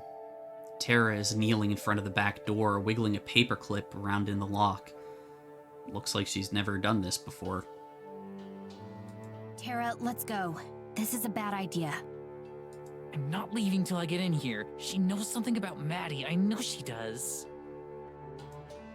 I look around the room. I've been in here plenty of times, but never into the connecting study. Evelyn hasn't so much as opened the door to it with me in the room. I'm starting to regret telling Tara about it, though. If we don't get out of here... I'm not disagreeing, but this isn't going to help. We need to... Shit! She hisses and pulls her hand away. Her fingers are brilliant red and she holds them to her mouth. Are you okay? I think it burned me. What the hell? Screw this. Let's just break the door down. She takes a step back from it. It looks like she's ready to kick it. I put my hand on her shoulder. I really can't think of a worse idea right now. She'll just end up hurting herself. Listen to me. We have to get out of here. Trust me. She doesn't move to kick the door, but she also doesn't seem to have heard what I just said. If she hurt Mads, I'll kill her. Tara vibrates in my hands. In this state, there's no telling what she'd do if I weren't here to stop her. She'd probably be lighting a fire in the corner of the room or something by now. I can't let her get hurt anymore, though. I can't let anyone else get hurt. Listen, Tara. I've tried to force it open before. I think she has some kind of ward on it. No matter what we do, I don't think we're getting in there. I'm not sure what Tara hopes to find in there anyway. Even if it is locked, I doubt Evelyn is arrogant enough to leave any real clues lying around in there. There has to be some way in. There has to. We'll get at that office and we'll find out where she took Mads. I don't care how much weird magic bullshit Evelyn's got. We're gonna rescue Mads.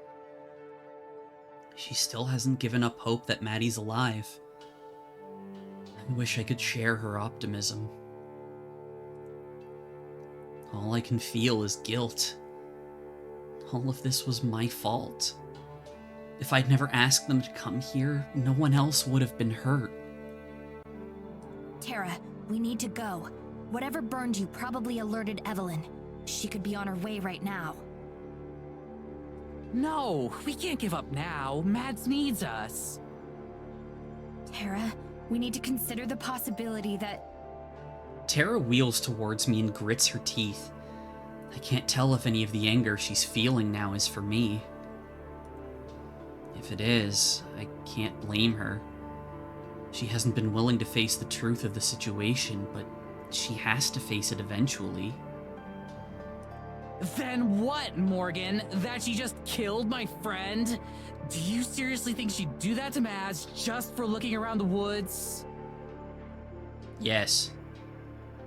Yes, I do. My voice is colder than I mean for it to be. I instantly wish that I could take it back, but she still doesn't understand. I get that she doesn't want to face the idea of Maddie being dead, but she can't ignore the danger we're in. The look in Tara's eyes, however, says this isn't helping right now. I'm sorry. You're right. We don't know for sure yet. But we can talk about this later. Right now, we really need to... Behind me, the door to the room slowly creaks open. My heart stops. I can't move. I can't turn around.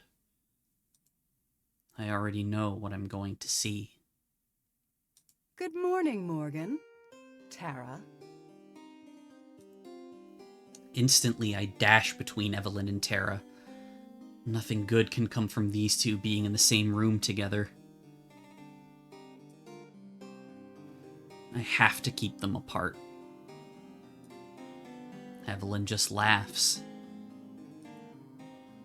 Just the sound of her voice makes me want to run, but I can't. You both seem so on edge. I'm sorry you don't seem to find my drawing room as relaxing as I do. Maybe it's time for some redecorating. How would you feel about a more earthy palette? She crosses the room to the window and leisurely picks up one of the curtains, pretending to examine it. I can feel Tara behind me seething and getting angrier by the second. No opinions? You come into here uninvited, and you'd think you could at least pretend to be polite. Now she glares at me. I can feel the temperature in the room drop instantly. I used to think it was something that was just in my head. I've changed my mind about it recently. It really is getting colder. You never could, though, could you? You never could play along. Always so obstinate. You have to fight every step of the way. Just like when you were young. Always cutting your own hair short. Because nothing was ever good enough for you. The clothes I bought, the food I made, and you had to control just one thing. A rush of heat and cold crawl upon the nape of my neck. A rush of shame. Evelyn's mouth twists slightly, just enough into a smile, and she breathes a freezing laugh of pride. When was it you realized you couldn't even hold scissors anymore? And you ran around town begging someone to cut your hair. No wonder no one else ever wanted to be around you. I imagine that's why you had to look all the way overseas to make a friend. She shoots a glance at Tara, baring her fangs in a grin. She's not even trying to hide what she is.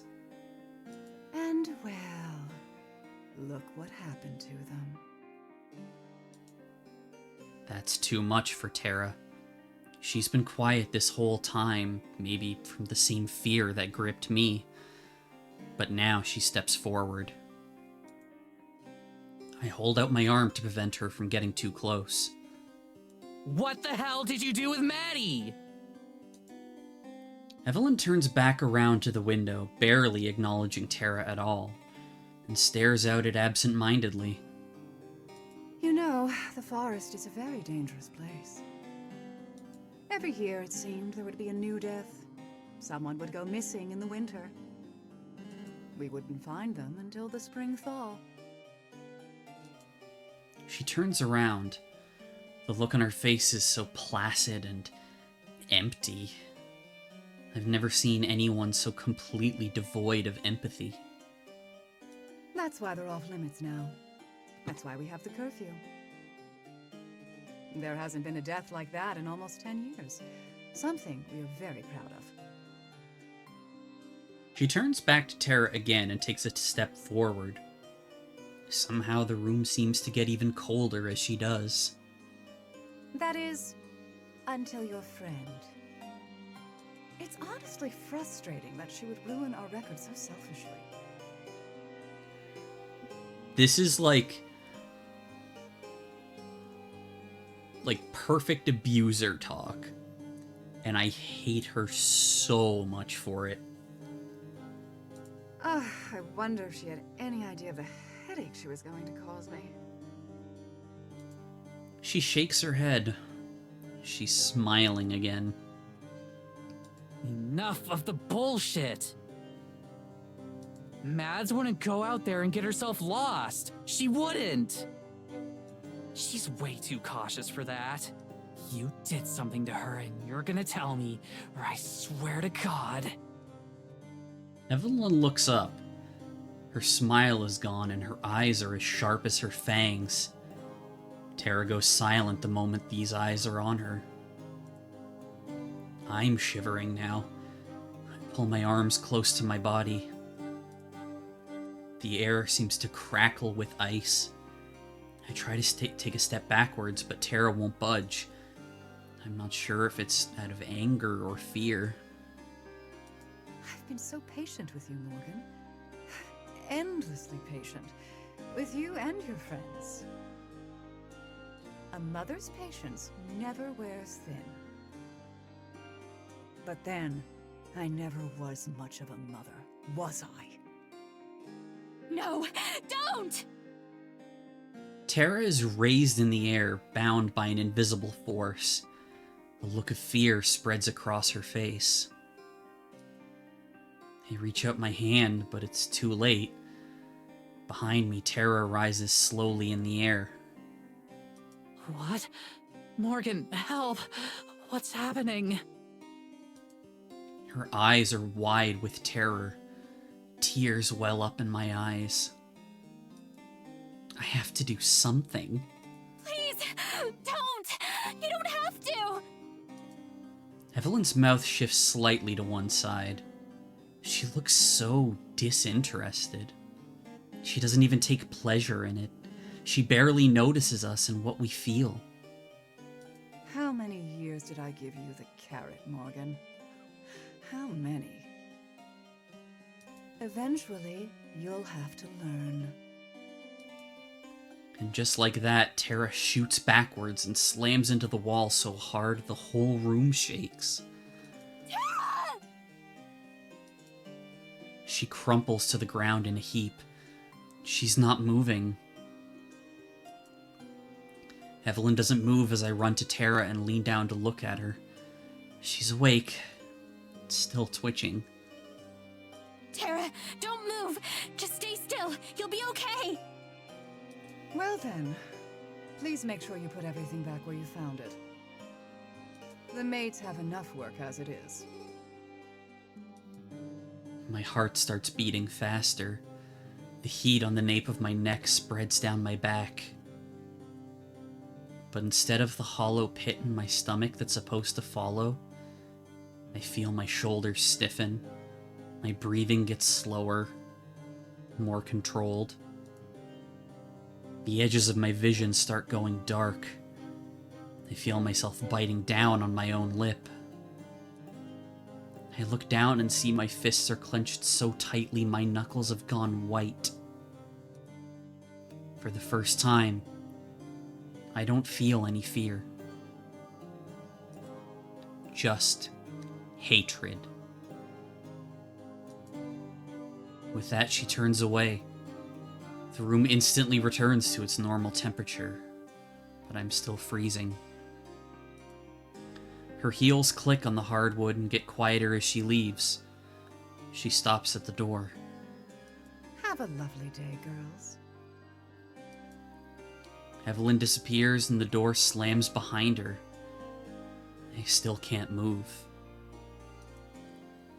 It isn't until Tara lets out a loud groan that I snap back to my senses. Are you okay? Did she break anything? I don't think so. Can you stand? She makes it halfway up before stumbling. I grab her and throw her arm over my shoulder. She winces and lets out a tiny whimper. Let's get back to the house. I've got a first aid kit there. As long as I get to lay down, we can go wherever you want. Of course. You can use my bed. Come on. She takes a few shaky steps before leaning against me. It's a start. I think you're gonna have to take the lead on this one.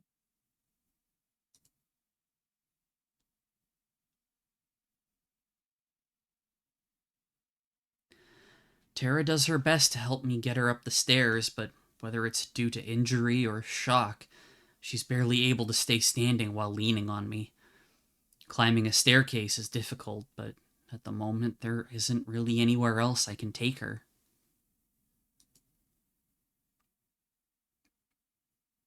When I open the door to my room, Gelladura is in the center of the bed, cleaning her paws contemplatively. She doesn't look up at us. Come on, let's get you on the bed. I half expect Tara to give me some kind of knowing look as she stumbles over to the bed, but she doesn't. She just nods weakly. the way she falls over.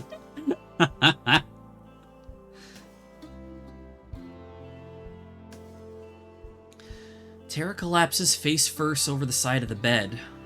Gelladura doesn't even budge as it shakes with the weight. She acts like she doesn't even notice. Gelladura, move please. No response. She just continues slowly raking her tongue over her paws.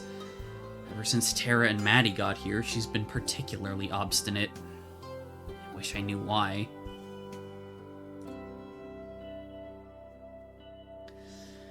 It's hard not to be frustrated with her, especially with everything that's happened today. But I do my best to just gently force her to move by climbing onto the bed next to Tara. Gelladura finally looks at me, paw held indignantly in the air. There's plenty of room on the floor. Tara shoots back up, yelping and almost knocking me over. She doesn't seem to notice, as she just stares down at Gelladura with wide eyes. Did your cat just talk? She fucking told you. Gelladura cranes her neck around to look at Tara and then speaks again. No.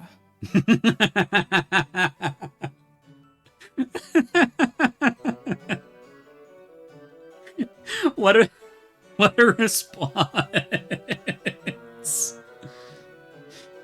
Did your cat just talk? No. Her voice is languid and drips out of her mouth like syrup. Tara's eyes dart back from the cat to me, to the cat again, hoping for some kind of concrete response. Yeah, I told you. She fucking told you. Her face lights up with newfound energy. Lines of pain that had creased it disappear in an instant. I knew it! I knew I could trust you! Sure, it was weird that you didn't actually talk, but I get it. Shy around strangers. That's valid, and also, big mood. You are the most not shy person ever. But I knew it. I knew you weren't lying. I smile. After everything we've been through together, part of me feels warm when she says that. My chest glows with a warmth I've only felt around Tara. After everything, it should be obvious that she believes me. But Tara's sincerity catches me by surprise every time. Gelladura doesn't seem to find it as endearing. She rises methodically, then paws towards the foot of the bed. I'm worried about her. Every month she's gotten more and more cat-like, but this was the first time she didn't speak at all. And we're so close to the full moon now. She's not going to get much stronger than this.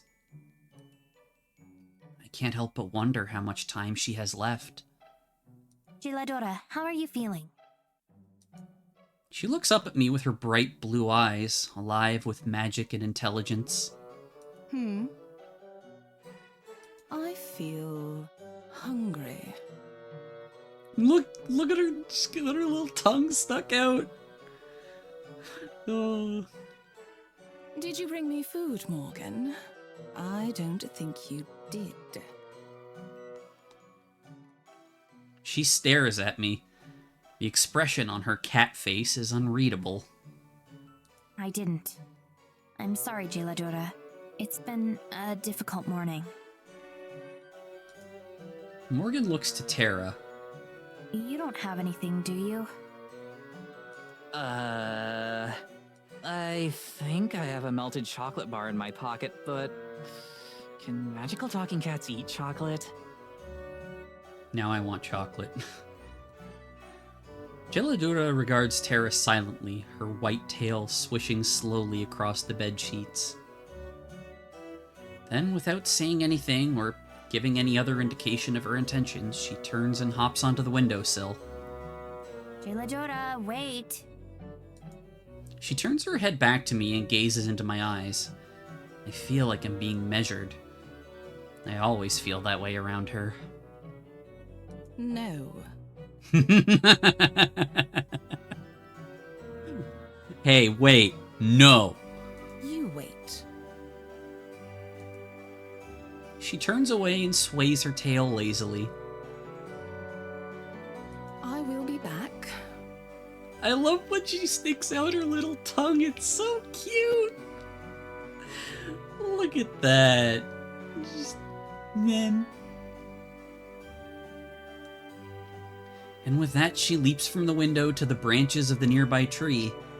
She slips through them like a rush of white water until she's gone from sight.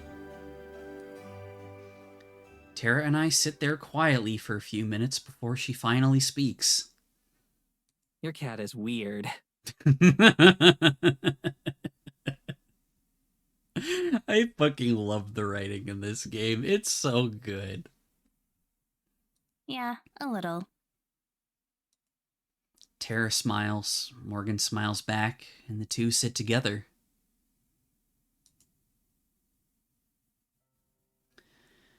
Jeladora is gone for hours. I need to talk to her. Things have changed so much today. I think she'll know what to do. I hope she will. In the meantime, I tend to Tara. She protests at first, saying she's fine. I don't doubt she thinks that, but I want to confirm that for myself. Eventually, I'm able to convince her to let me look. Her back is essentially one giant bruise, but that's it. It doesn't look like anything was broken, at least. It's a relief, but maybe we were just lucky. Maybe next time Evelyn will do worse. There's no telling what she's capable of. And I can't let anyone else get hurt. So what's the deal with gelato? She can't say the name. That always kills me. I open my mouth to speak, but before I can, Tara cuts me off. I mean, I know she can talk. Please don't say she can talk. You're gonna say she can talk, and I'm seriously asking you don't. I know what her deal is. Promise me you won't say she can talk. I promise I won't say she can talk. Tara nods. Her name is Jeladora. Tara stares at me for a second before we both laugh. Okay. Her name is Jeldorado. But, like, why can she talk? I've met a lot of weird cats, but none of them could actually talk. Well, it's because she's not really a cat. Of course. Gets out the fucking notepad. Tara tries her best to sound like she's completely understood the situation now, but it's obvious she hasn't. I take a deep breath. Jeladora isn't a cat. She's a fairy. I don't know a lot more than that. I know Evelyn cursed her to be in that form. Her memories are hazy, though, and it's only been getting worse. She wasn't always like this. She's been around as long as I can remember. She only started talking to me when I was 12, but even back then, she's forgetting she was ever a fairy. I'm worried that soon she's not going to be anything other than a house cat. Tara nods, seemingly taking everything in, and then she's quiet a moment, thinking about it. She doesn't really seem that helpful. I nod my head sadly. She used to be. I'd have never known anything about what Evelyn was without her. I bite my lip. For a long time, she was my only friend. She was the only one I could really trust. I still believe in her. I still believe she can help. I look away. Even if I'm telling her my story, there's still so much I'm not ready to share about growing up here. Yeah, like abuse. I don't know if I'll ever be ready. I know it sounds like I was just a lonely little kid looking for a friend, but I promise she has the knowledge we need in there somewhere. Tara starts to lean toward me while letting out a grunt of pain as she moves. I go to push her back down on the bed, but before I can do that, her arms wrap around me. She gives me a gentle squeeze, and I lean into her response. I want to hug her too, but I know that wouldn't be doing her back any favors. So I sit there and let her hold me. Try to take refuge in it. Try to remember that I'm not alone. You don't have to make excuses. I believe you. And I'm sorry you had to grow up like that. It's their loss that they didn't stick around to see how cool you turned out to be. She pulls back and grins at me. That same goofy grin I've seen hundreds of times before. But it's so much better in person than it was on a screen. And it's exactly what I need right now.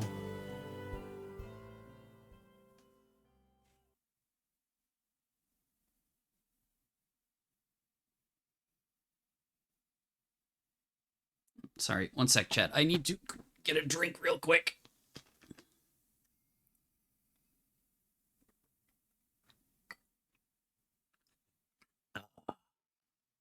Fluids.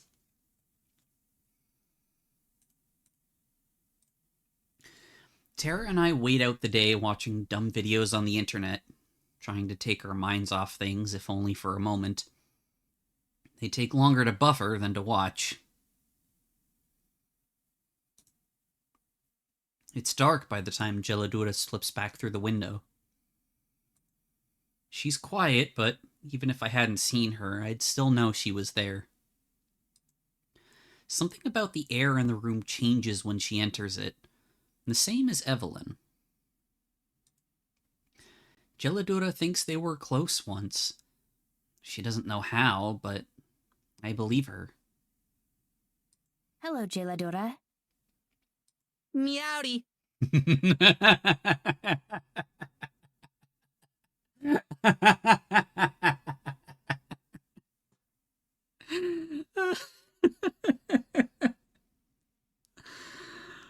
Fucking meowdy.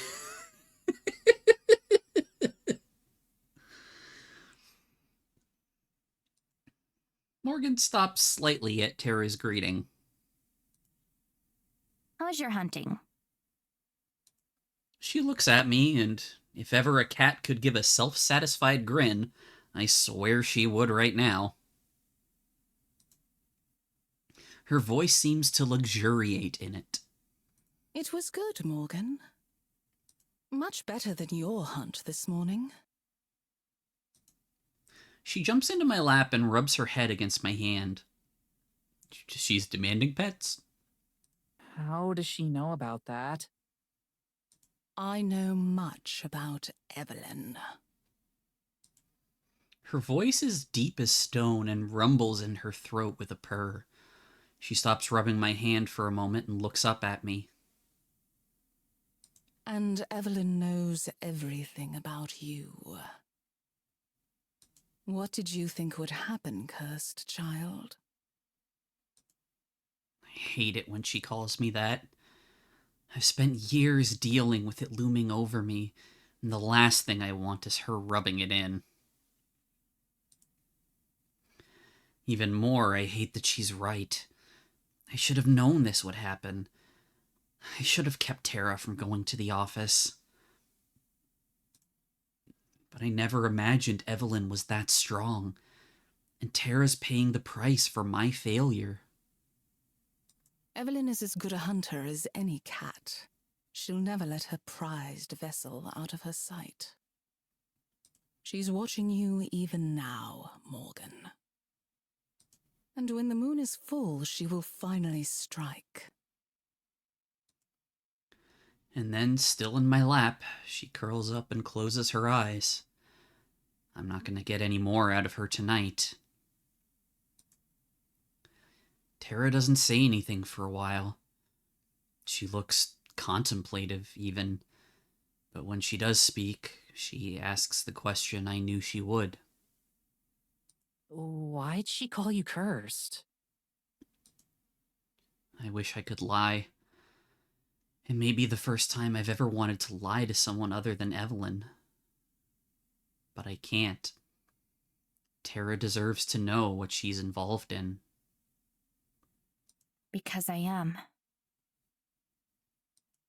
Tara just stares at me, half in shock. She quietly waits for me to continue. I hesitate a moment before continuing regardless.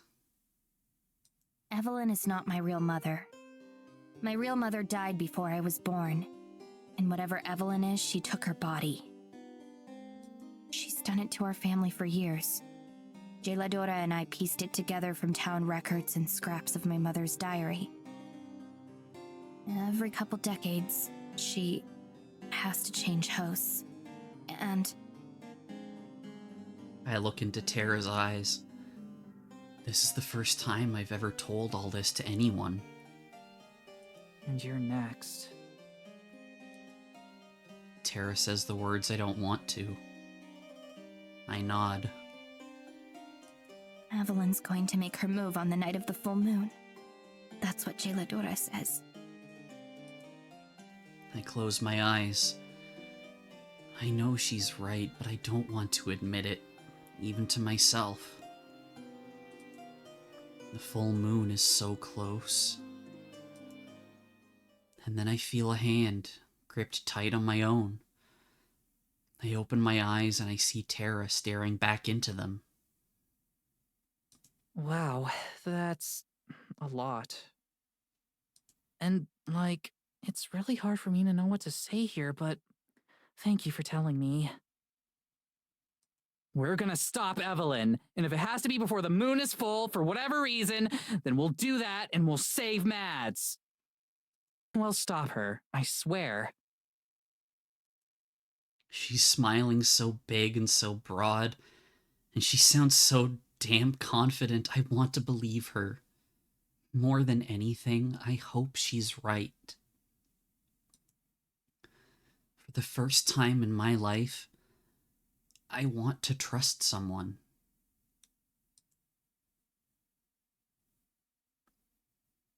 Back to Maddie.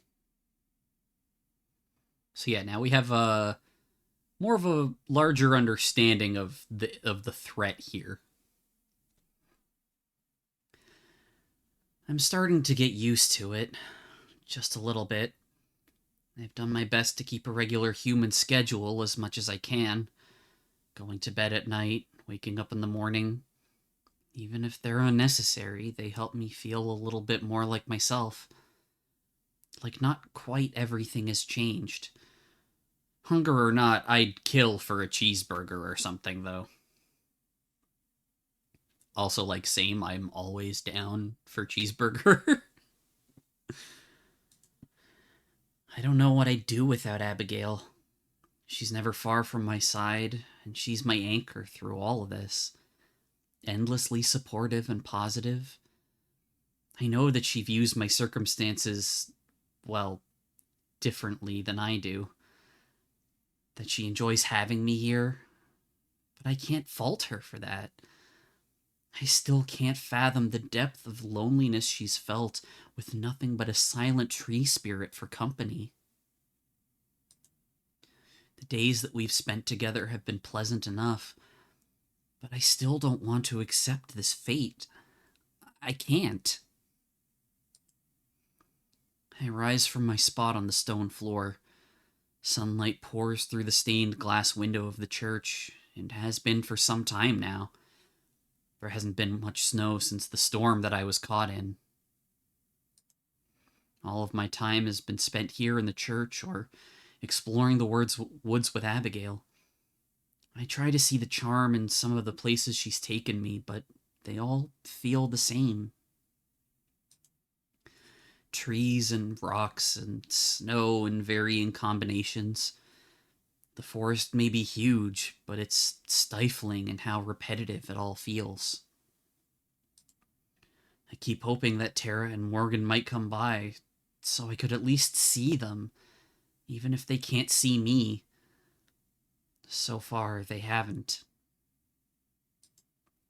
I look around the church expecting to see Abigail waiting like usual, but she's nowhere to be found. I can hear her, though, from just outside the church, singing. I move through the doors to watch. Just a few feet away, she stands with her back to the church and me. Her arm is outstretched, but not fully. She sways softly as she sings. And God, how she sings.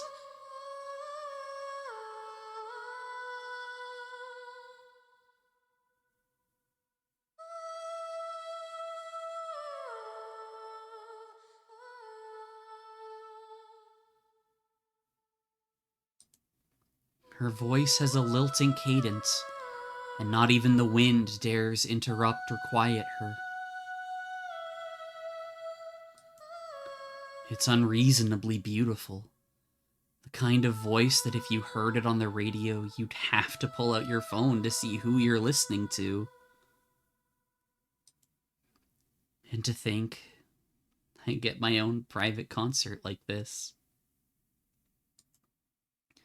She faces the sky, and I don't need to be able to see her face to visualize the smile that I can hear in her voice. The song she's singing is wordless, but still beautiful. I wonder if it's something she came up with herself. I imagine her spending years playing with the melody, or maybe she's just making it up as she goes along. I notice then that I'm not the only one watching.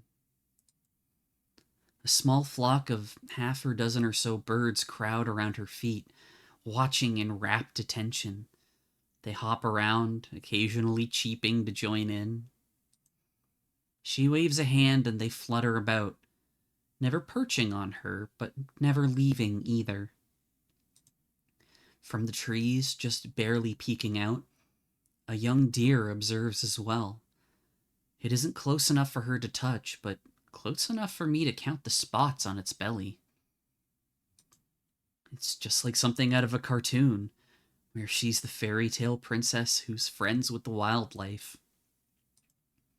I wonder if it's because of her in particular, or if the animals don't feel threatened just because we're spirits, not flesh and blood. All too soon, it's over. Her voice fades away without wobbling, and the birds instantly disperse. The deer bounds back into the woods, invisible. She turns to face me. Good morning, Madison. I'm blushing, and I don't know why. Yeah, you do. It's 'cause you're gay. Come on, girl.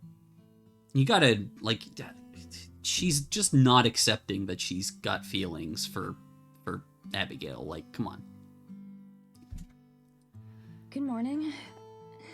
That was amazing.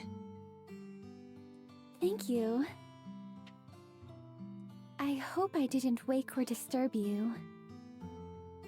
I don't think it's, denial that she's like, I mean, she knows she's gay, like she's dated women in the past and stuff, but like, I think it's that she's dealing with, you know, the fact that she's dead, sort of, that she can't process the fact that she has romantic feelings right now.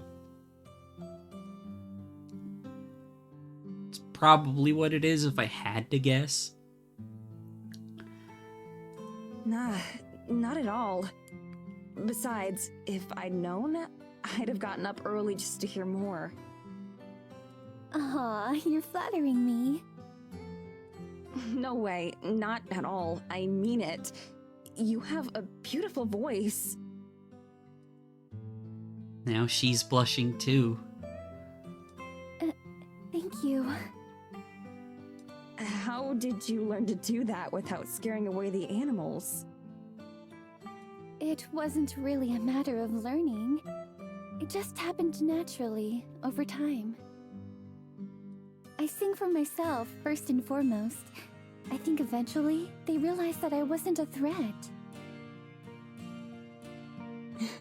It seems like they were enjoying the show too. It's quite the compliment if even the birds like my song. There was a deer too. You might not have seen him though. He was kinda hiding in the bushes. Oh, was he? I'll have to introduce you next time. He's quite friendly too. Really? You know him? Most likely. I suppose it could have been a new deer. I'd have to see him to know for sure.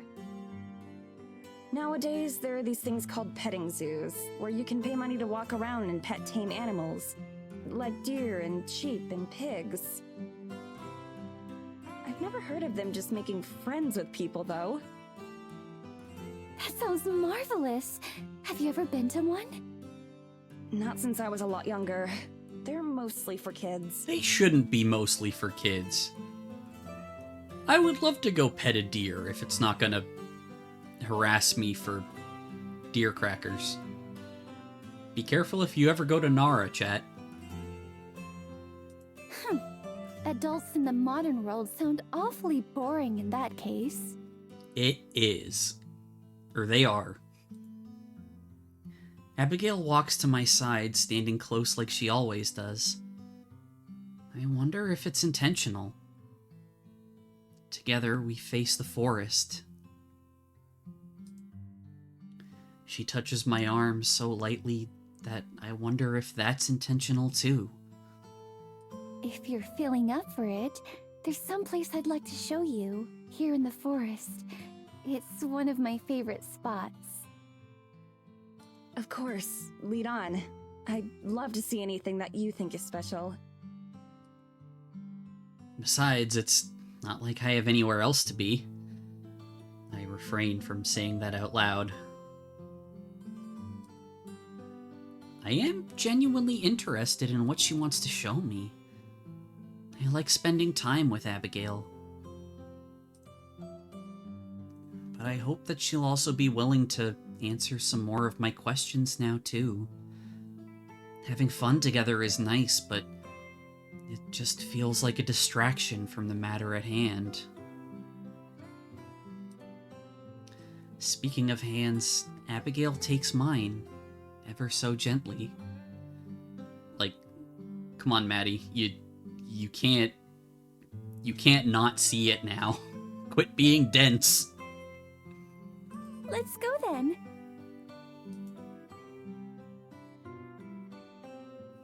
We take off at a brisk pace, but the distance falls away faster than normal. I'm borne along by her boundless enthusiasm and surely more than a little magic. Trees fly by at a blur, impossibly fast. It's like being on the train again. Like snowflakes, they melt into my vision faster than I can really notice. The speed is some gift of the forest, I imagine. A consolation for what it's done to me. Our footsteps are formless against the snow. We're walking in the air. It's the same as when I first met Abigail. It feels like an eternity ago. For at least a couple hours more, I try to push those thoughts away so I can enjoy whatever it is she wants to show me. I want to enjoy this for my own sake. For her sake, too.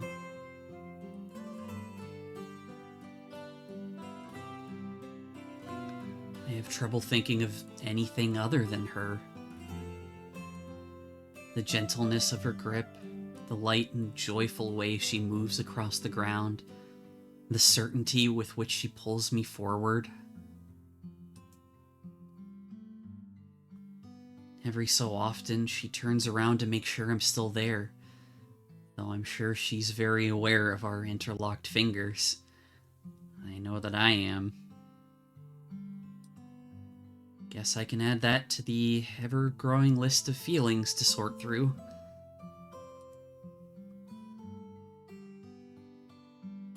The forest shifts even faster than it did a few days ago when we went to visit the spirit.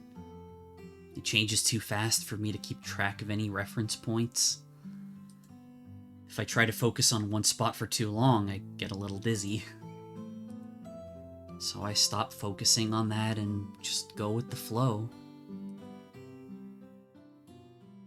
Eventually, Abigail slows our pace, and the passing of the forest reverts to a normal rate as well. At first glance, it seems like any other part we visited, but when I look closer, I start to notice small differences. Some trees are devoid of snow, with piles of it beneath them as if someone brushed them clean.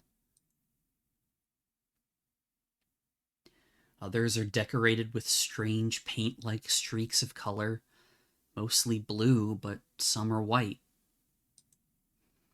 On other trees, icicles dangle from the branches and give off a strange glow. When I approach to examine one, the glow dims. Abigail pays it no mind. This must not be strange to her either. I hurry to catch up, though she's only gotten a few steps away. We're almost there. It's just up ahead. Through the trees, I can already see where she's taking me. Splashes of brilliant pink peek out just ahead, mostly obscured by the barren brown trees. I don't even have time to be curious about what they are before we arrive.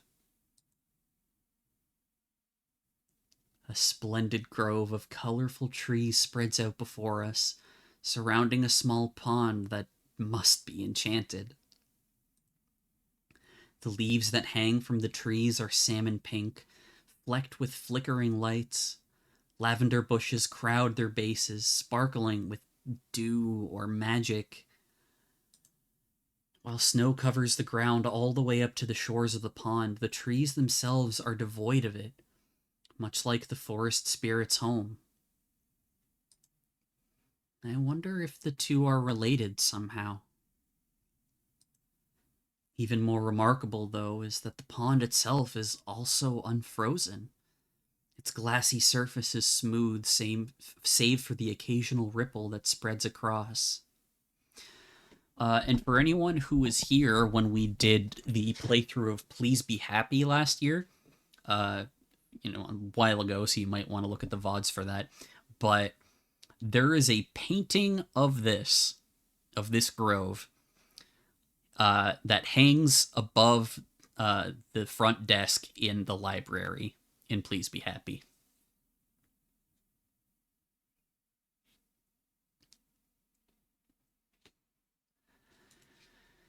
It's small enough that I can see clear across to the other side. It makes this place feel even more secret and hidden. You could wander the forest for years and never stumble across it. I move slowly towards the water. This place deserves calmness. Oh, Abigail. It's beautiful. The water laps at my feet, though it remains undisturbed. Like a vampire, I have no reflection. A fact that I pointedly try to ignore. Where are we? What makes this place so special? This is one of my favorite places. Isn't it lovely? It's the same color as her hair. As for what makes it special, Her eyes twinkle conspiratorially. Fucking smug ghost. fairies. Fairies! Fairy godparents! There's a beat of silence. I feel like I should be surprised at her answer, but I'm not.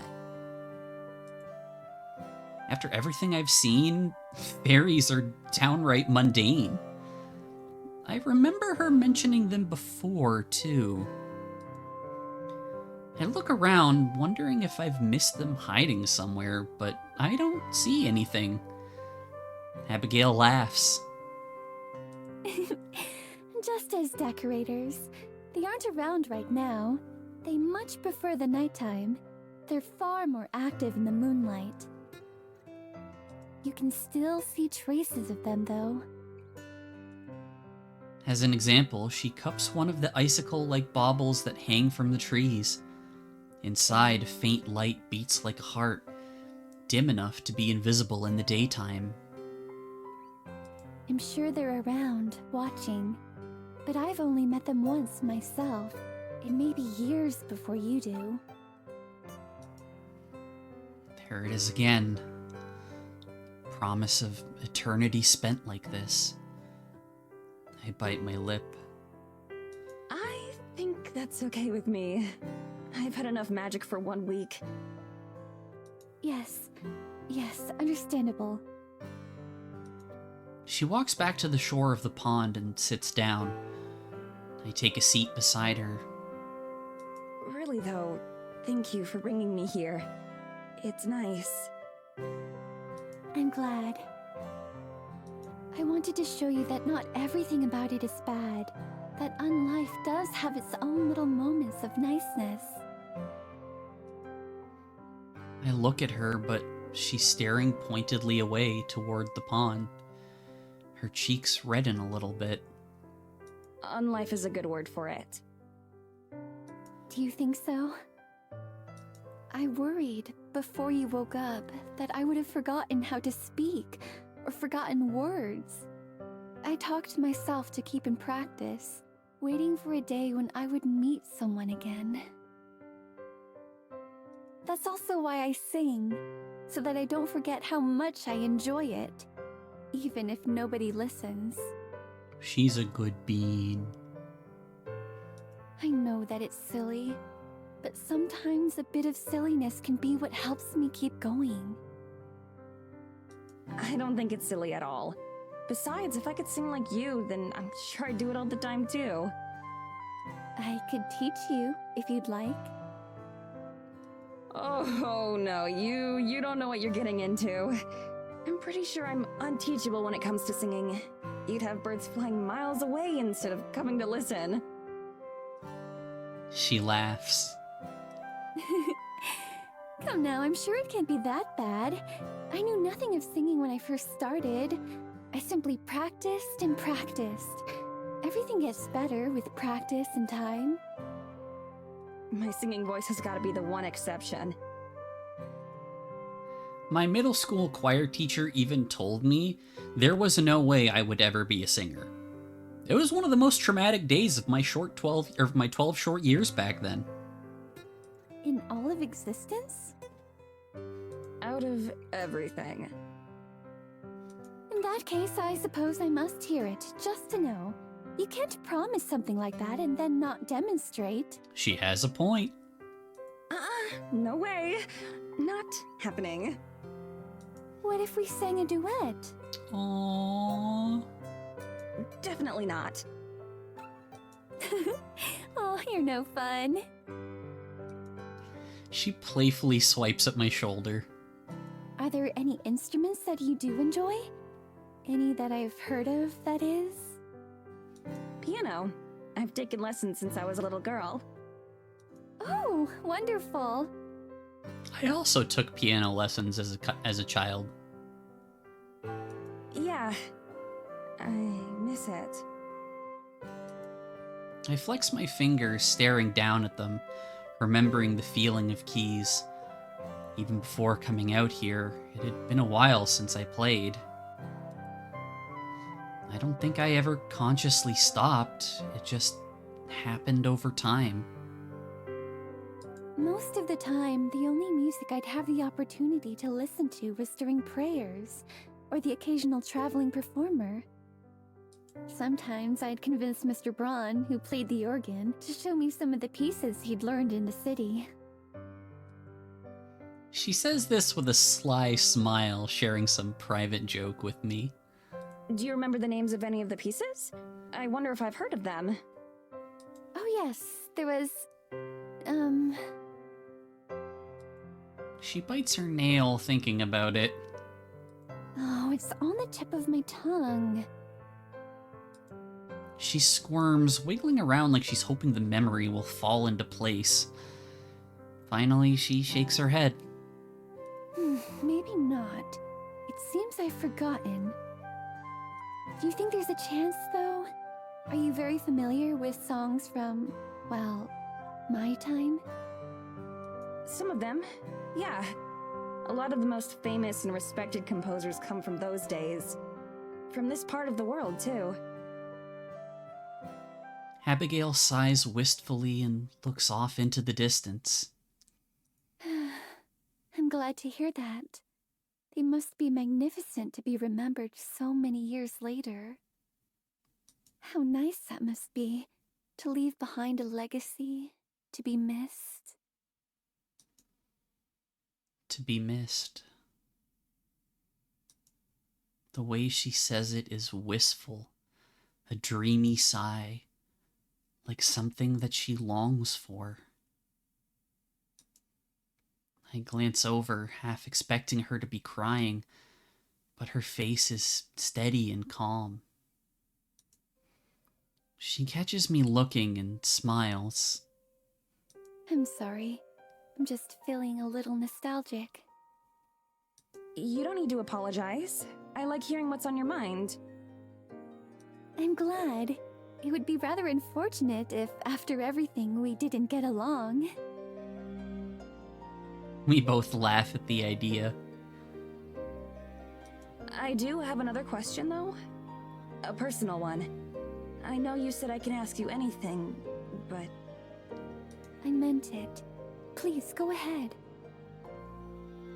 Well, before, you said that you've never even tried to... go back. Escape. Whatever the right word for it would be. Why is that? Doesn't it bother you, being stuck like this? Abigail scratches at the soft dirt beneath us. Of course, her fingers move impotently through it, changing nothing.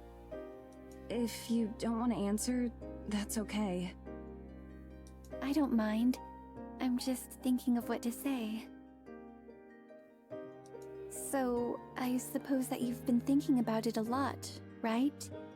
How to... go back. I nod. Almost constantly. I don't know if it's possible or anything, but... Don't get me wrong, I'm beyond grateful that you saved me at all. But it feels like... like we're so close to being alive, but not. Everything's changed, but at the same time, it's like nothing has. I don't feel much different, but everything's different. I have a whole life out there. Or at least I did. I can't just forget about it. Or move on, or give up, or something. I understand. She's quiet, and I wonder if I went too far. If I asked something that I shouldn't have. In a lot of ways, it's One of the most intimate and personal questions I could possibly ask. Then she shifts around to face me better. I didn't have much left once I moved on. My family and those I care about. I had no desire to return to them. And then time started to pass. At first, the days felt slow, torturously slow. I did nothing but sit around and mope, never straying far from the forest spirit who had saved me. But then I started to explore more, to get to know the forest, find moments of happiness. I was still terribly lonely, of course. It has been, until you got here. But I can honestly say that I didn't hate it. I sang, I watched, I found my own joy where I could. Eventually, time left me behind. The people I had known grew old and died. I'm sure many forgot about me long before I forgot about them. At some point, there was nothing for me to want to go back to. The rest of the world outside this forest is just a maze that I don't know how to navigate. Here in the forest, I know nearly all there is to know. There's no grief or loss or pain. There's just peace. Before I can respond, she stands up, brushing away imaginary dirt from her gown. Would you fill up for another walk through the woods? Perhaps this time I can show you where the wisest, most handsome-looking owl nests. It's been so long since I've said hello to him. She offers me a hand. I take it, and the obvious subject change, and she helps me to my feet. Sure. Let's go.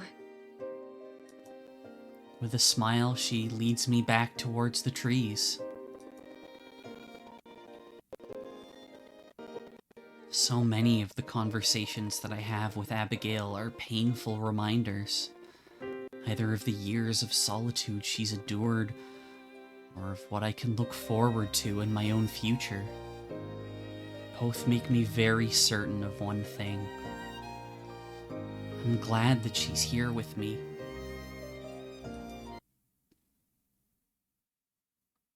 Ah, son of a bitch. There's a scene I want to get to that we are relatively close to, and I'm not stopping till we get there tonight.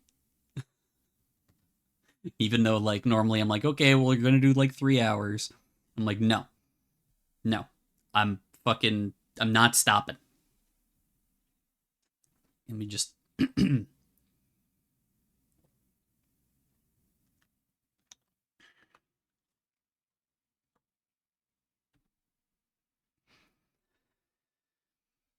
It's been days since Evelyn attacked Terra.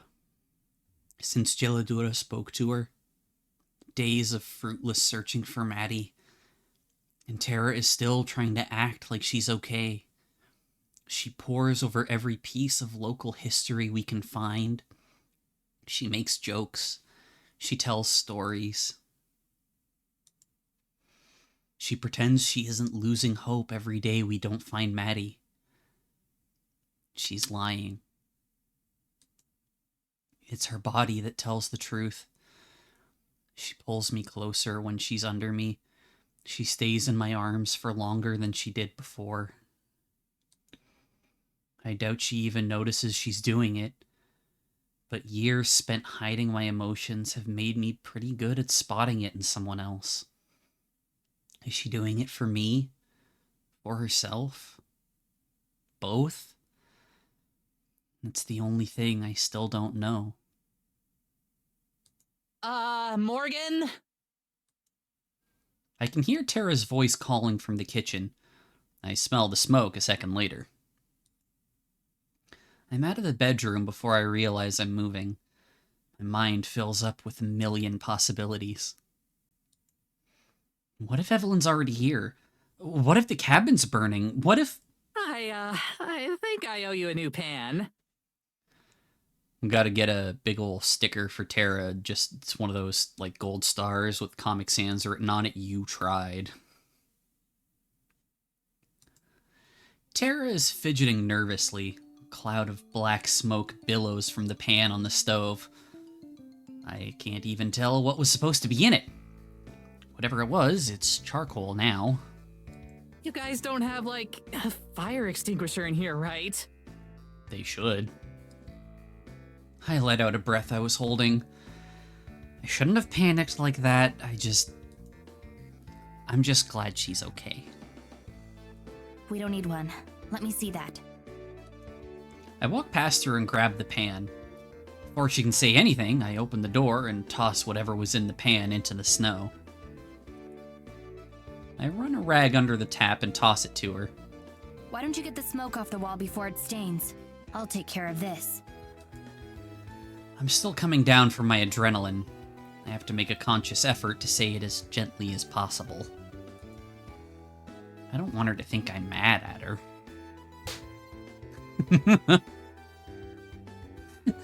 She seems happy to be given something to do. She smiles and tries to salute, but with the wrong hand, and ends up slapping herself in the face with the wet rag. Oh. Tara's a fucking disaster. I love her. I swear she does stuff like this, does stuff like that on purpose sometimes. While Tara scrambles to duty, I start washing out the charred remains still clinging to the pan. After a few moments, Tara shuffles nervously behind me. You don't cook much, do you? Ever. Does not cooking at all fall under not cooking much? Because if so, yeah. Then why did you... Her eyes flick toward the counter, and I follow her gaze. There's a tray sitting there. It's a mess. A piece of clumsily sliced fruit, a cup of liquid, blackened toast. You were making me breakfast. Oh. Tara looks guilty. Yeah, well, you know. She looks down and starts fidgeting with her shirt. I figure that since we're leaving the cabin, it'd be a waste to just leave it here. And I don't know, you've been really helpful and stuff. And I thought maybe I could pay you back a bit. But I just wasted the food anyway. My mind reels. I can't utter a single sound. I don't really have any friends. The few people I'm on good terms with would never do something like this. Evelyn stopped preparing meals for me the instant I could make them for myself. And even when she did, they weren't much more than leftovers of what she made for herself. It was a dumb idea. Sorry. Oh, Morgan. No. No, no, no, don't freeze, don't freeze. No! Come on. Come on. Please don't do this to me, not now.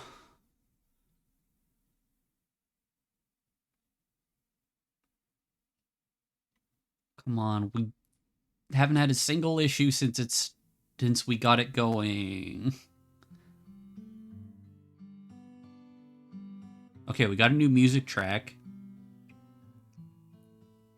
Ah! We're gonna hit ignore. Fucking Renpy is not helping.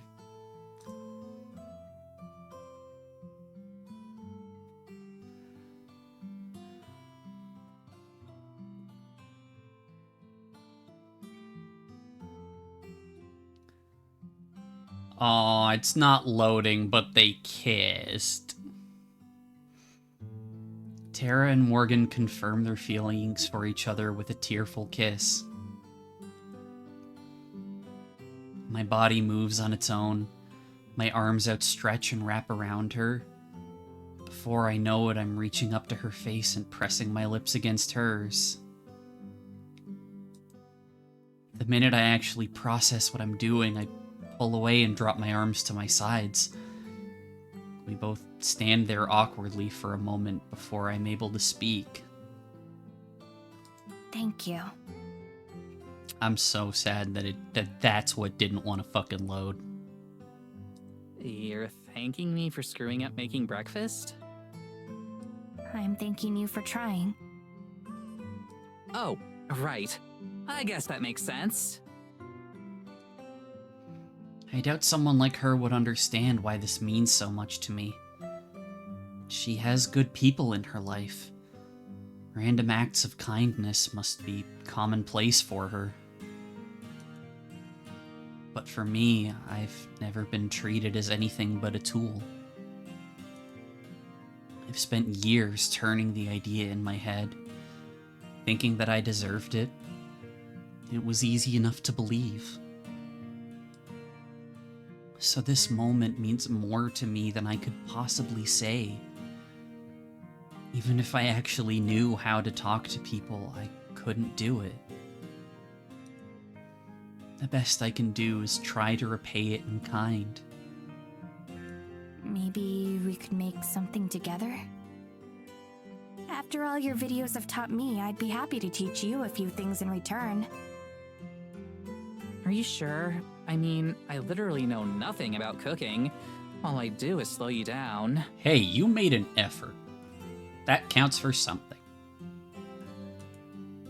She's protesting, but the smile on her face makes it clear how much she really wants to do this. Seeing that grin in person is way more radiant than seeing it through a screen. That's okay. I'll take the lead, and we can go slow. I have a feeling that's not the first time Morgan has said that to Tara, but maybe not in the same context.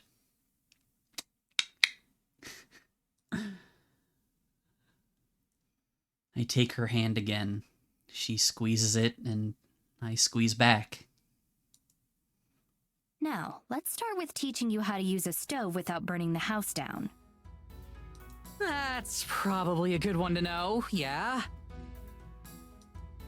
I grab some sausages from the fridge and toss them in the now clean pan before putting it back on the stove. Okay, so you're going to want to have the heat a little lower than the absolute maximum for this one. I figured the higher it went, the faster it would cook. Technically, you're right, but that's also how you burn things beyond recognition. I move behind her and put her hand on the pan handle, pressing against her back to move her hand side to side. Keeping it in motion is a good way to make sure it cooks evenly. Right, cool. I take her through the basics. She handles instructions surprisingly well. It helps that she's eager to learn. After the sausage, we move to toast, then coffee. She's sloppy, but she makes it work. You're doing great. I'm impressed. Well, doing it with you is a pretty effective motivator. Phrasing. Very subtle. Yep. When am I anything but? We finish up with the eggs, then sit down to eat. She powers through her meal, finishing before I'm even halfway through. Holy shit! That was so good! Looks like you're a better cook than you thought. Oh, please. That was like 25% me at most. But thank you. I definitely learned enough to surprise Mads when she gets back. The mention of Maddie instantly sucks some of the joy from the room. Nice as this has been, I know it's only temporary shelter from the clouds still looming over our heads. Her smile doesn't falter at all, but I can see her eyes twitch slightly after she speaks. I wish I could think of something reassuring to say. I'd try just agreeing with her, but I know how hollow it would sound. But once again, she pushes it back inside. I know how that feels, although I have a much harder time smiling afterwards. And the best part is that we don't have to wash any of the dishes since we're leaving after this. We're washing the dishes. Tara would be an awful person to stay at an Airbnb because she'd just be like, "Yeah, no, fuck it. I'm not coming back here. I don't have to do that." And it's like, you need to do the dishes. Oh, come on! She reluctantly drags herself over to the sink.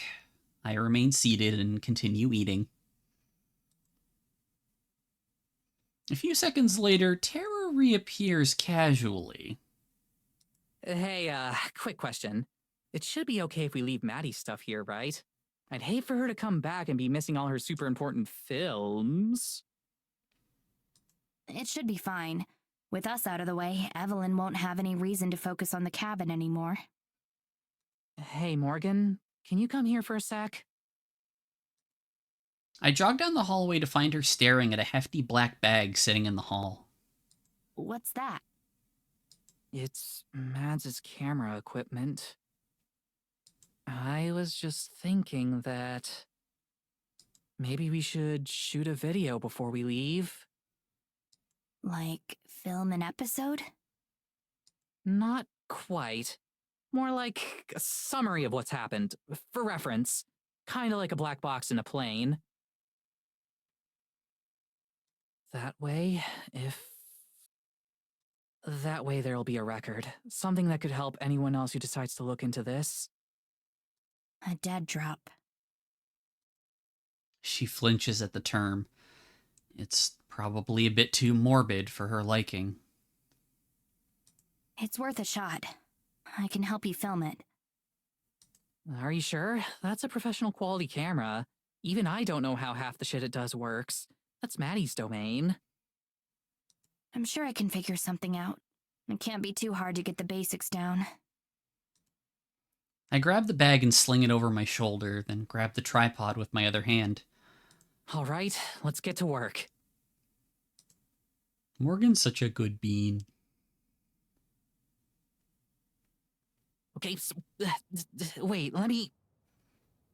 Hang on, I think I've got it. Oh, I just scared the crap out of myself.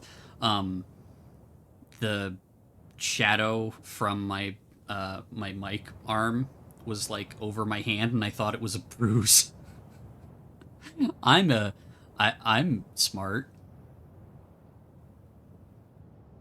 All right, give me 1 second. I'm gonna take another sip here.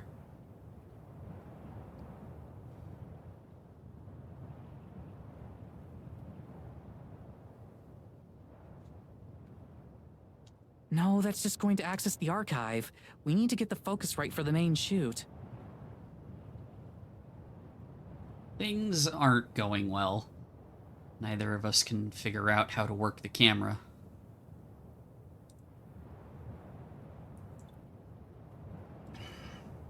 My only contribution has been getting it on the tripod.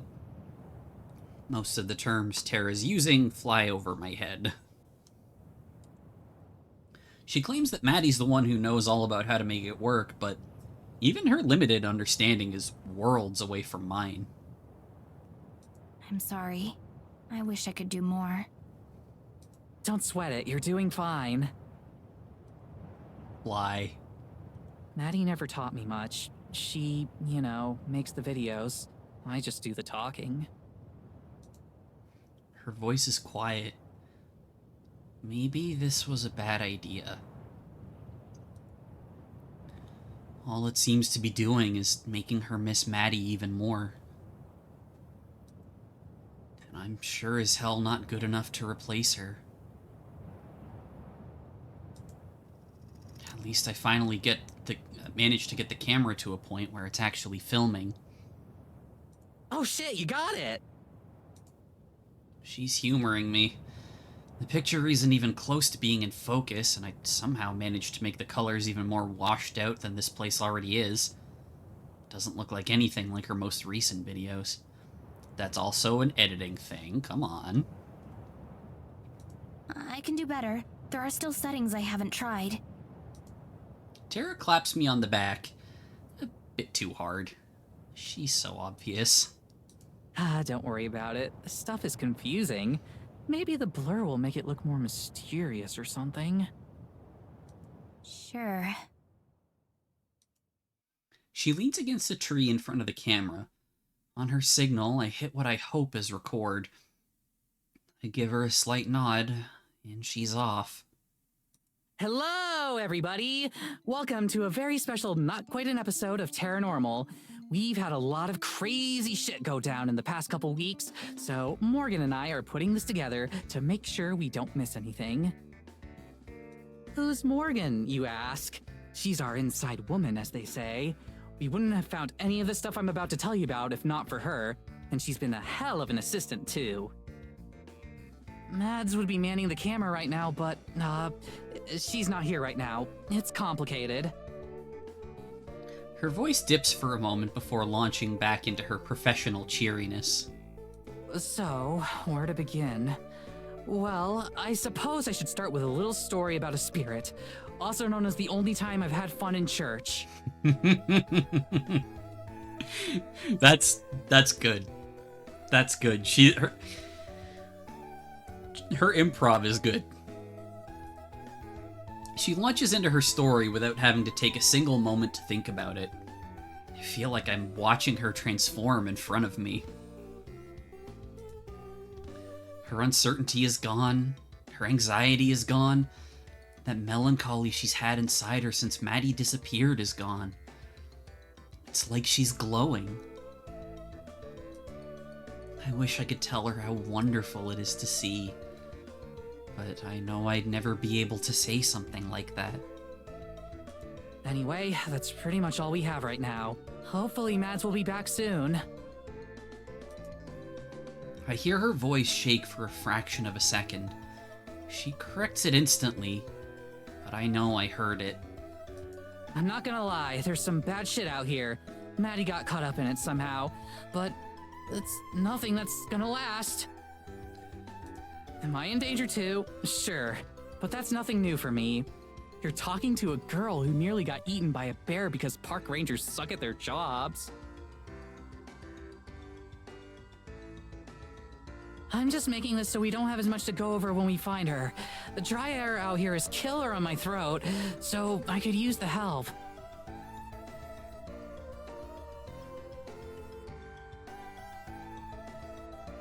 She coughs loudly. I'm not sure if it's real or just for emphasis. And Evelyn, if you find this, know that we're gonna make you pay for what you did. Her voice breaks again. This time it's unmistakable. Maybe this was a bad idea. She takes a minute before she starts talking again. Her voice is shaky. Her face is a strange expression I've never seen before. I'll do whatever I have to do, you know? If you're watching, I want you to know that. Can you just give me my friend back? Can you just do that now? Tears begin to flow down Tara's cheeks, and she begins to crumple as she continues speaking. I'll do anything, I swear. I don't care if we don't find any more evidence. I don't need anything else from this trip. I just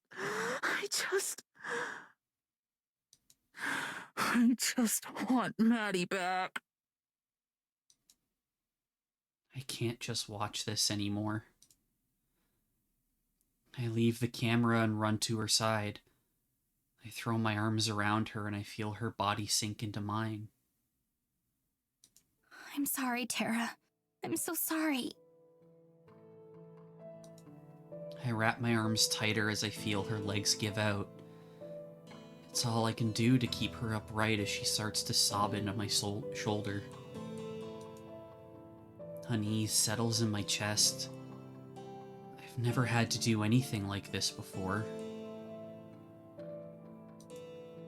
But I have to try. I have to do something. And this chat This is the first of 3 choices we have to make in the story. But I promise that we're going for the good ending.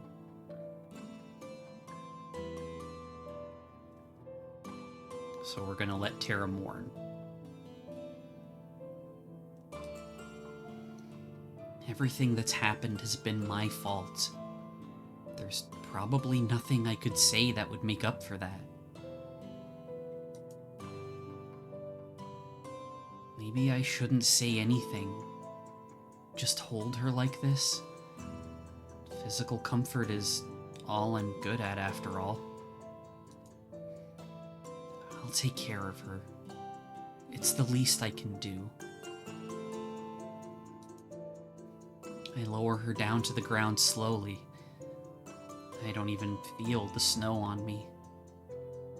Take your time. Getting it out will help.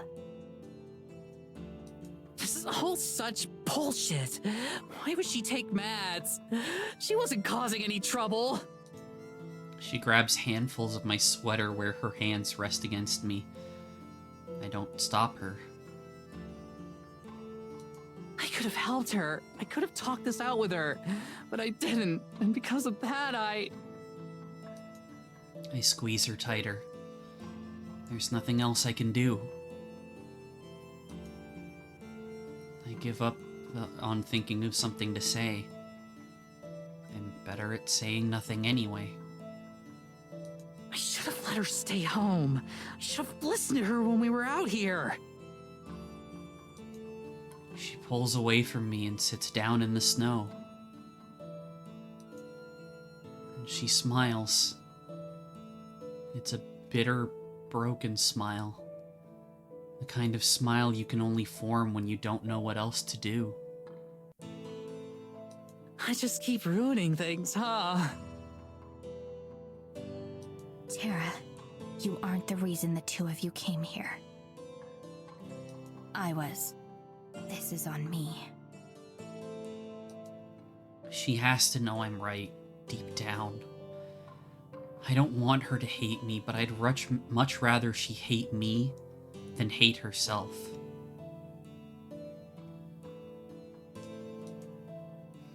So I hold Terra. I hold her with as much tenderness as I can, and she breaks into heaving sobs on my shoulder.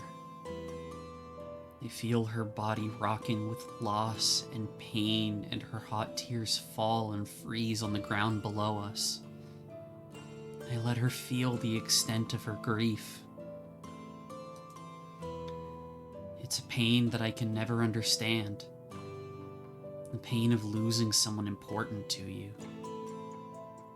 Meeting Terra, I've only just started to know what that bond is like. But it can't compare to what she has with Maddie. Terra's wailing grows muffled as she buries her face in my chest and hugs me tightly. Hesitantly, I stroke her hair in return. Time passes. Eventually, Terra grows quiet. She sniffles and shakes in my arms, but relaxes with each breath. I never found any words to say. We sit here together until finally Terra lifts herself from me, her face red and puffy. She gives me a weak smile and wipes her face. I start to pack up the camera as she cleans herself up. It seems like this might have helped after all. I should probably just leave it be and head back with her. But one thought keeps burning in my head. I have to tell her. Terra. I'm going to make sure you get Maddie back, no matter what. She stares at me like I just spoke to her in another language. And she finally gives me a smile that doesn't have an ounce of sorrow in it. I know. If anyone can, it's you. I'm not sure what she means by that. I hope she's not thinking of the same thing I am. She probably thinks I'm just talking big, like I'm some brave knight about to go kill a dragon. I wish that was true. But I'm thinking about the only way I know I can save her. The way that only I can. And that's to give Evelyn what she wants. Me.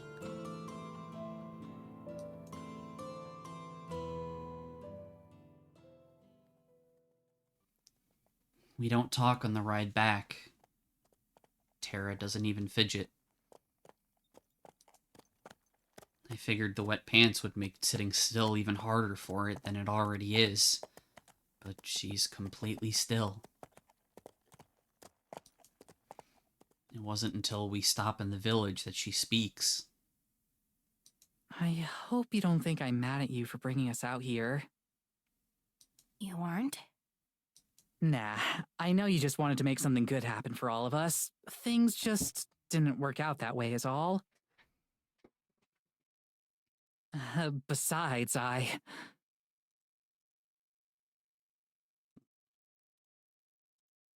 Her voice trails off into mumbles. After a moment, she takes a deep breath and restarts. Coming here meant I got to meet you. I'm sure as hell not complaining about that. I'm sure you've met plenty of fans in person. Yeah, but you're not just a fan. Not to me. You're a lot more than that. What are you saying? She suddenly looks away from me. I think she's trying to hide the fact that she's blushing. Poorly. I don't know, just I haven't ever really met anyone like you before is all. Oh my god, Tara! Stop trying to be cool.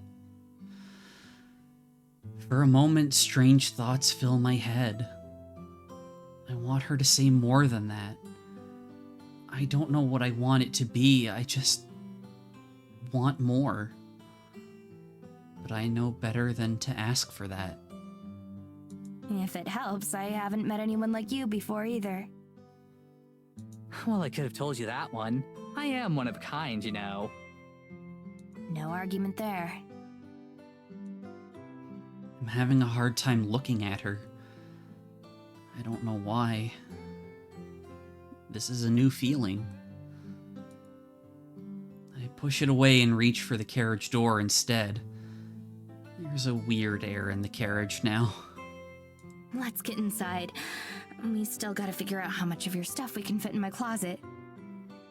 I mean, I could just leave some of my clothes on the floor. That's what I do at home. Not happening. I like being able to see my floor. Can't blame a girl for trying. I can't help laughing. She laughs too.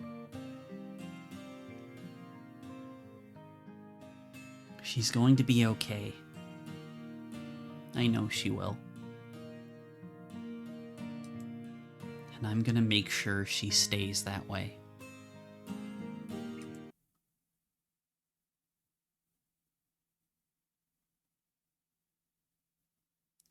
Just gonna pause for a second here, chat. While it also seems to be taking a while to load. I wouldn't be surprised if we get an error screen, because this is not normal. Oh, nope, there we go. Sweet. Yeah, so Tara's breakdown there was actually the reason why I only started... Like, I only decided to stream this game now, as opposed to when I first got it.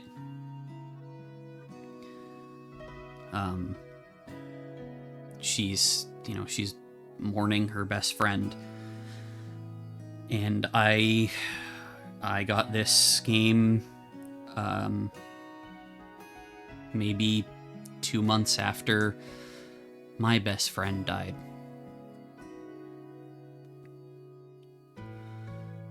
So when I got to that scene, I had to stop for a while because everything was still so raw, and I was feeling everything Tara was feeling. And I didn't have anyone like Morgan at that time to help me through it.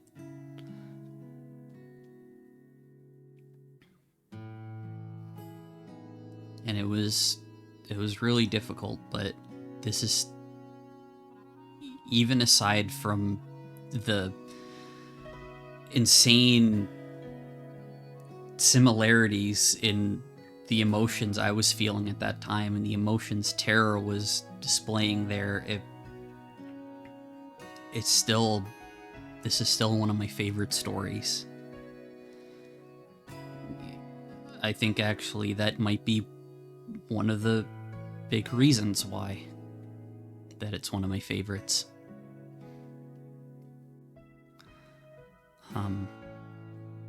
Yeah, thanks for being here with me on this one, chat. I literally hadn't played this since like March or April 2023, like around the time I first played it. But I'm glad I didn't have to do it alone this time. I'm glad I got to share that with you.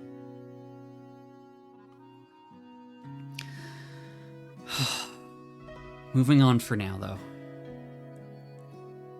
We are very close to the scene that I said that we aren't stopping till I get to. I think we are anyway.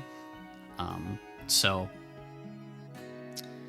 we're gonna keep going, and the mood is gonna pick up.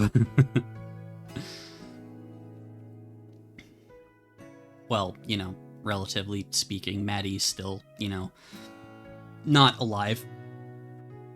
So that's a thing.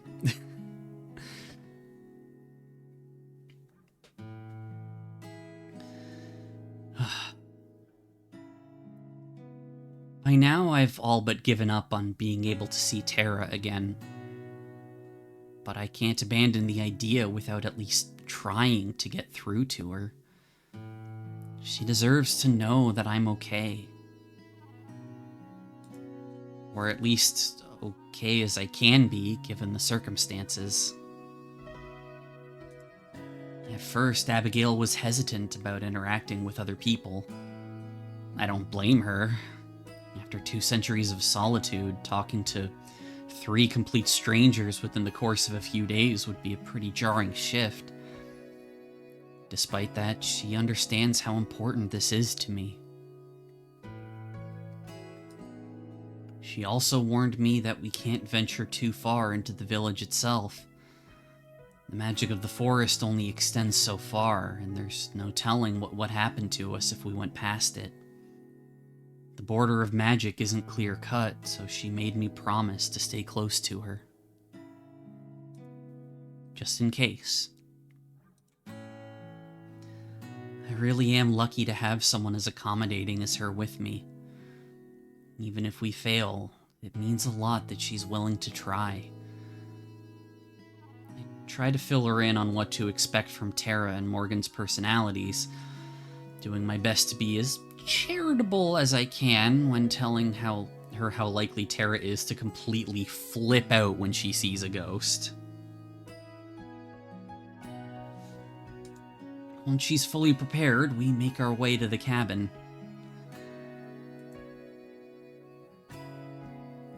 It's empty. There's not a trace that anyone has been here in days. All of Tara's things are gone.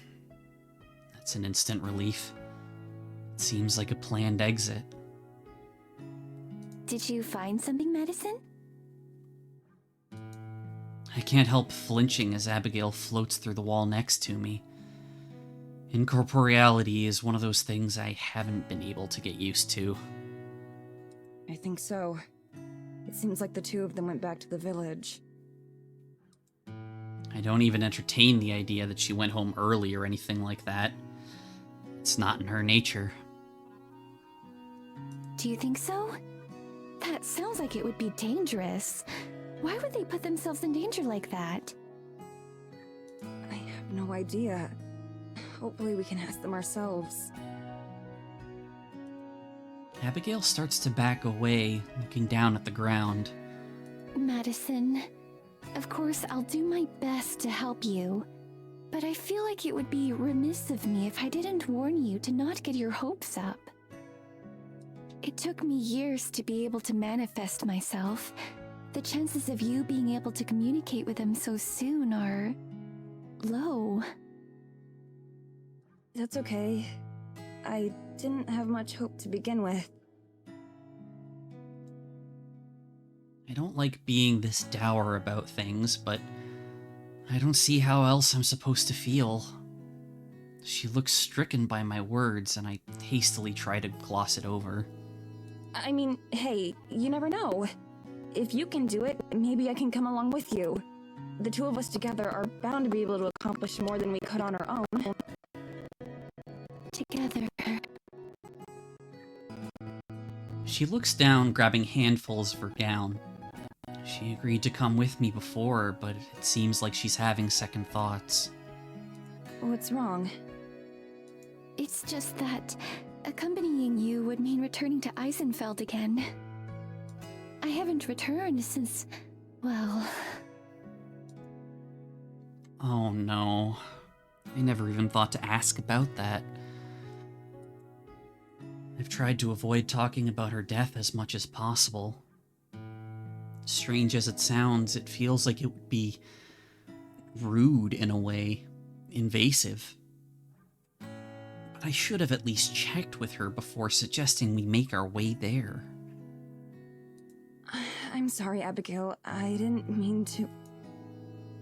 To my surprise, she hurries back towards me and nearly bumps her head against mine as she closes the gap between us.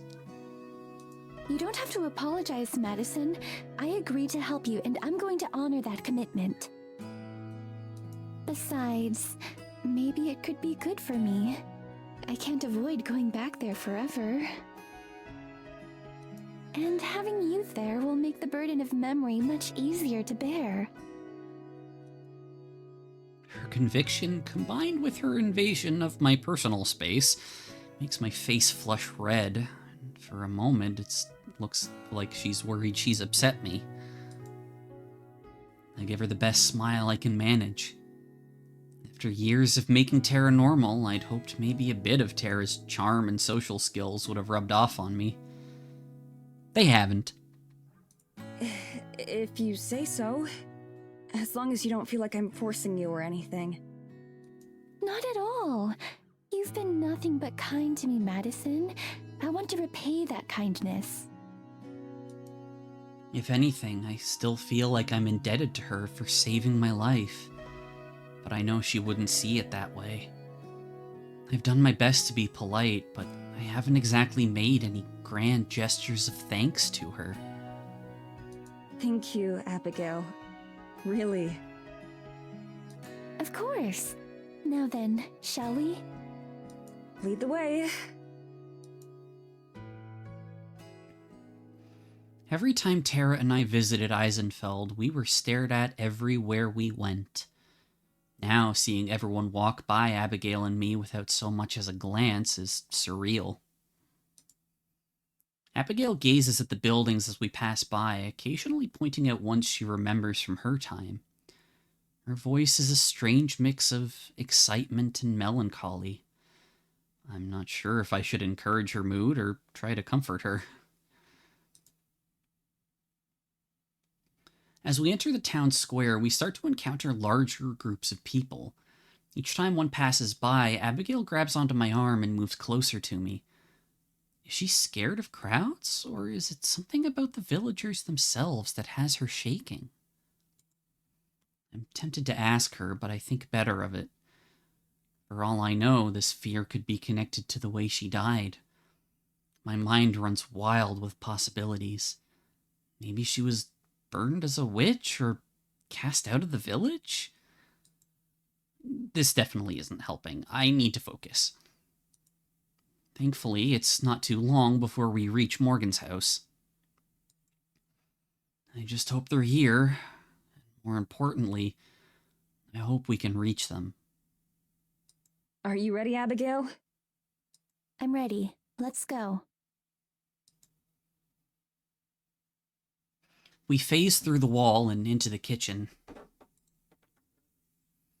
And there they are. Tara and Morgan sharing breakfast. Close enough to touch. I'd give nearly anything to be able to hug them right now. My feelings are a mixture of guilt and elation and worry. But more than anything, I'm glad she's okay. Both her and Morgan. I need to talk to Tara. There's so much I need to say and ask. Tara! Can you hear me? Morgan, this is delicious. How the hell do you know how to make all this stuff? Apparently she can't. She doesn't even look in my direction. Most of it I picked up from older folks in the village. The rest I pieced together from random cooking videos. When all this is said and done, remind me to give those channels a shout out in an episode, because this rules. I try waving my hands in front of their faces, hoping that maybe movement will convey what my voice clearly can't. Once again, no reaction. Morgan leads towards Tara, passing right through my hand.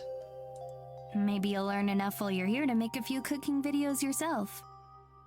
Are you asking because you actually think that'd be good, or do you just want to see another video where I almost burned my house down? Morgan shrugs and gives Tara a small smirk. When Tara chuckles in response, I feel another surge of sadness. I knew I shouldn't have expected this to work right away, but I'm still crestfallen. Having them this close hurts in a way I couldn't have imagined. All the times I spent feeling ignored while I was alive seems so trivial compared to this. So what's the plan for today? Got anywhere in town we might be able to hit up for local lore?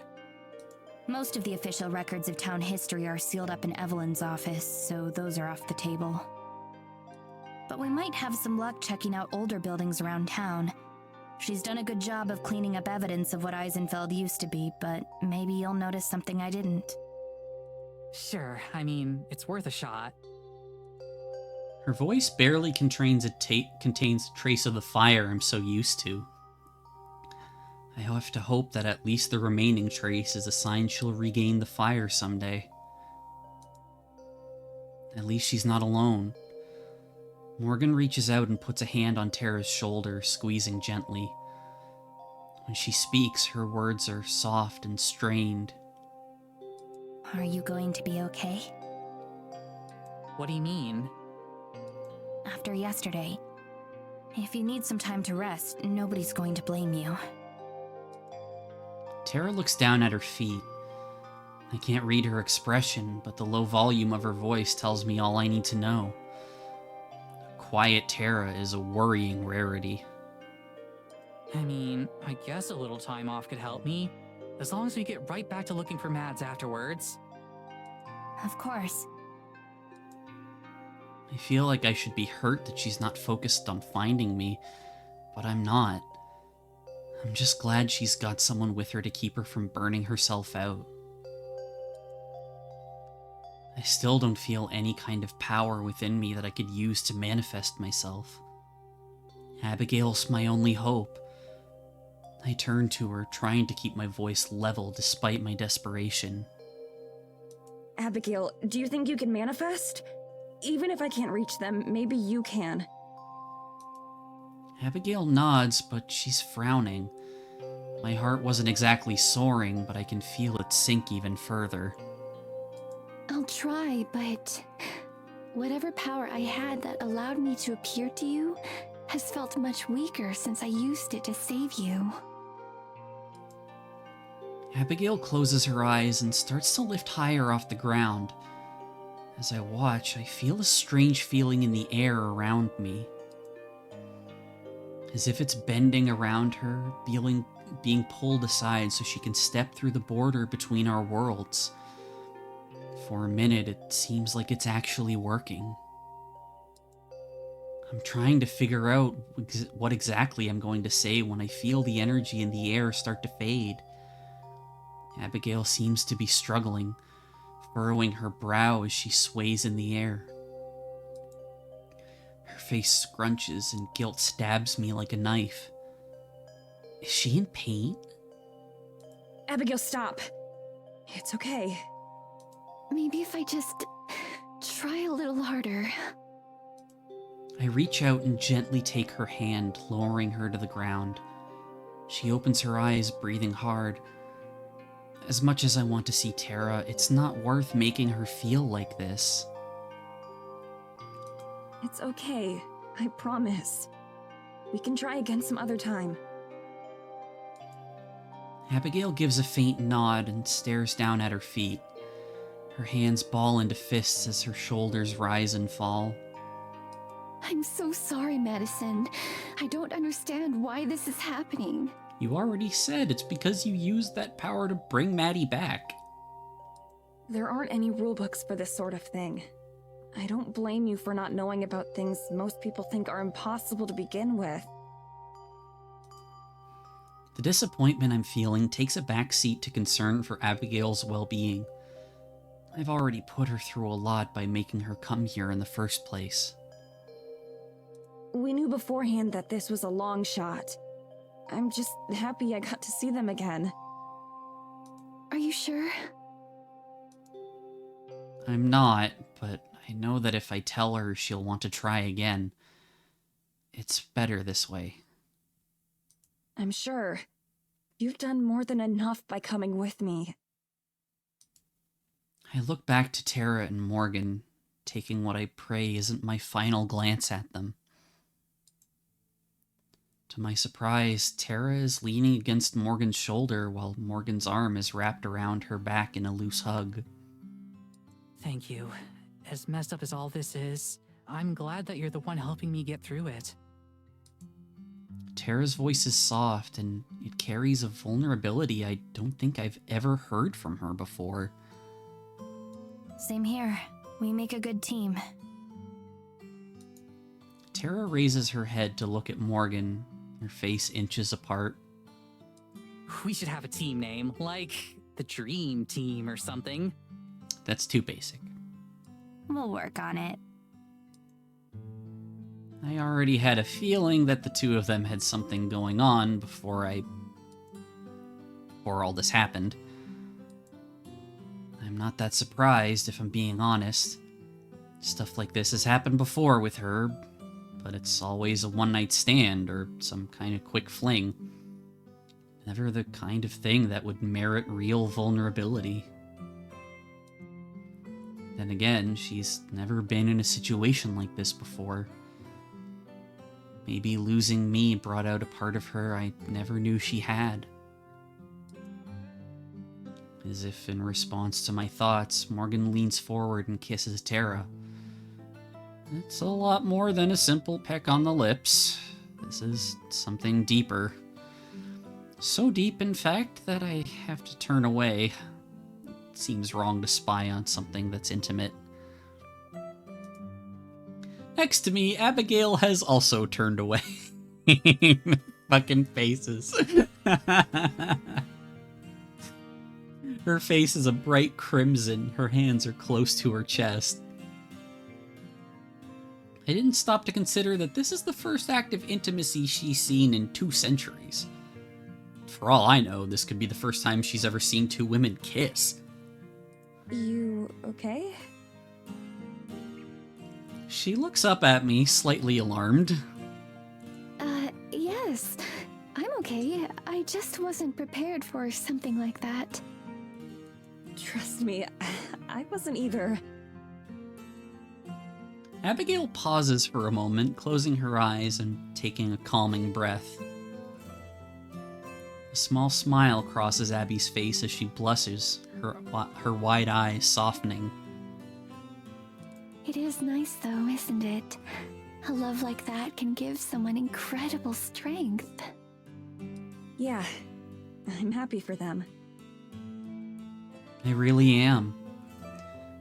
Maybe this will help her cope better now that I'm gone. But we should probably go. I feel really weird being here for this.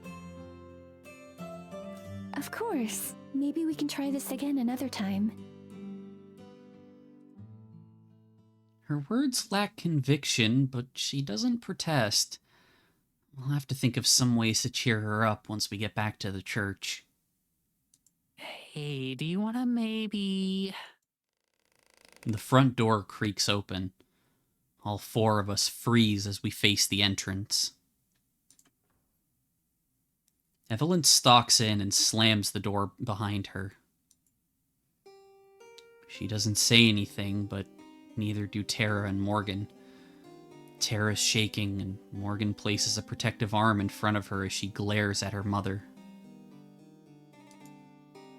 I shiver too, desperately wanting to look away, but feeling unable to. Part of me screams to do something, anything, to get her away from Morgan and Tara. Yet, there's a stronger part of me screaming, I need to leave.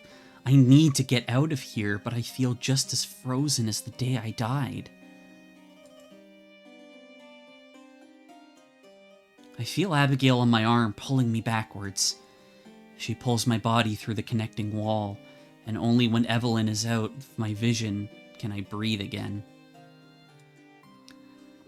Abigail presses against me just as stunned as I am.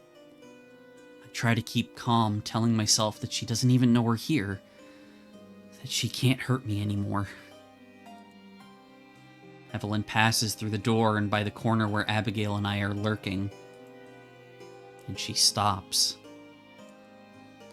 Slowly, her head turns to look where we are, where there's otherwise just empty space.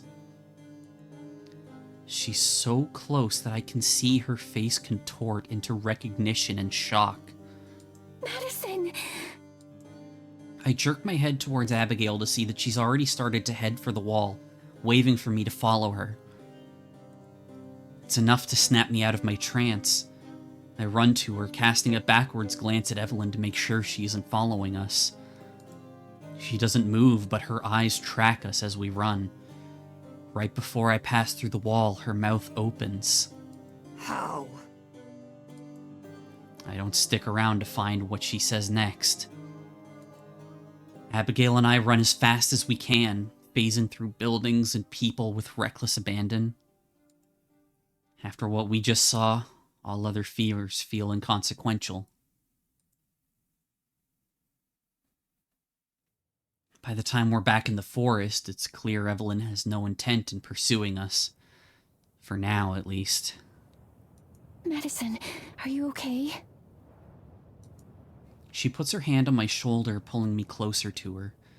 My head throbs painfully and my breathing is shaky, but her touch grounds me. I'm not sure. But I'm a lot better now that we have some distance between us and her.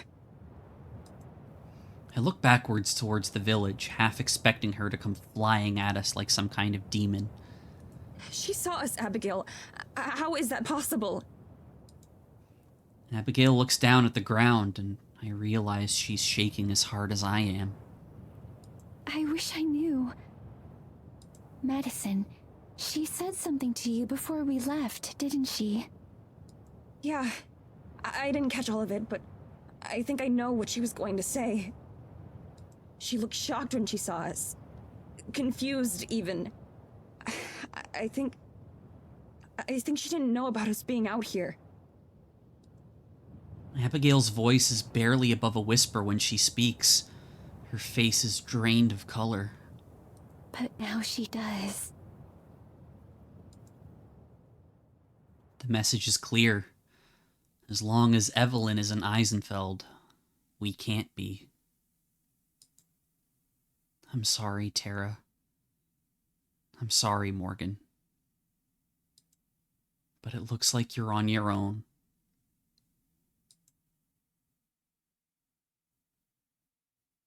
And now I think this is the only time in the game that we get Abigail's perspective. The midday sun sits high in the sky, setting everything aglitter. The vibrant music of the forest, the pitter-patter of dripping snow, the chitter-chatter of birds, and the accompanying breeze is especially loud today. The events of yesterday are a forgotten nightmare. And so today must be a dream come true. Madison stands with her back to me and to the church, facing the forest. Her head is tilted back ever so slightly. For the first time, she looks truly at peace. For the briefest moment, she's framed by the sunlight. Then, perhaps sensing me watching, she turns around and smiles at me. And I can't help but smile back. Without a doubt, the past several days have been the happiest of my extraordinarily long existence. Good morning. Did you sleep well? Yeah, I did. It's getting a bit easier. That's wonderful. I know that isn't true. And she tossed and turned and sighed until early in the morning. I know, but I understand. Whatever it takes for her to feel more comfortable, more at home. I wish that I knew how to help. For me, sleep was the last thing on my mind after I passed.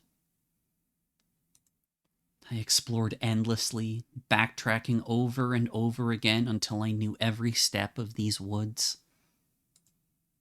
I made the most of my situation as best I could, and rather well, if I do say so myself. What would you like to do today?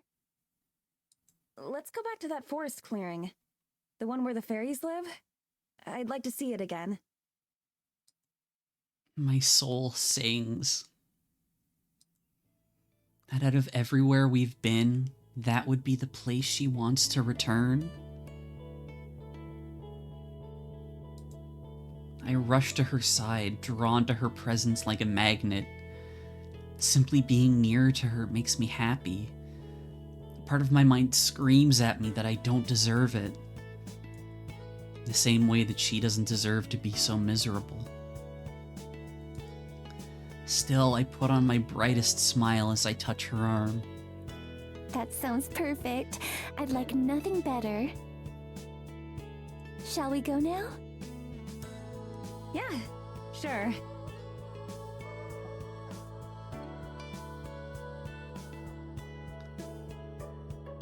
As is tradition, I lead the way out of the church and towards the forest. The trees and branches part invitingly, familiar and old.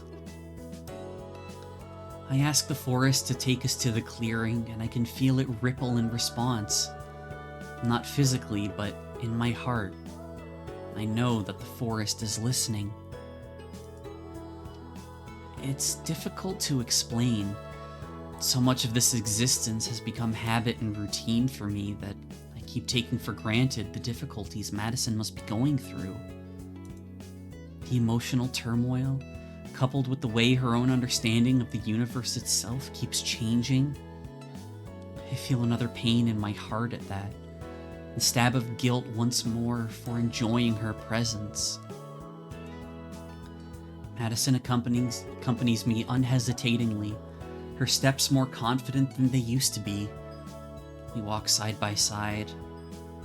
I relish the closeness. I wonder if it even crosses her mind. We know it does. It's okay, Abby. When we reach the clearing, Madison sighs contentedly, relaxed and easy. A tranquil expression settles on her face. Like a masterpiece of art, I'd spend the whole day appreciating that look if I could.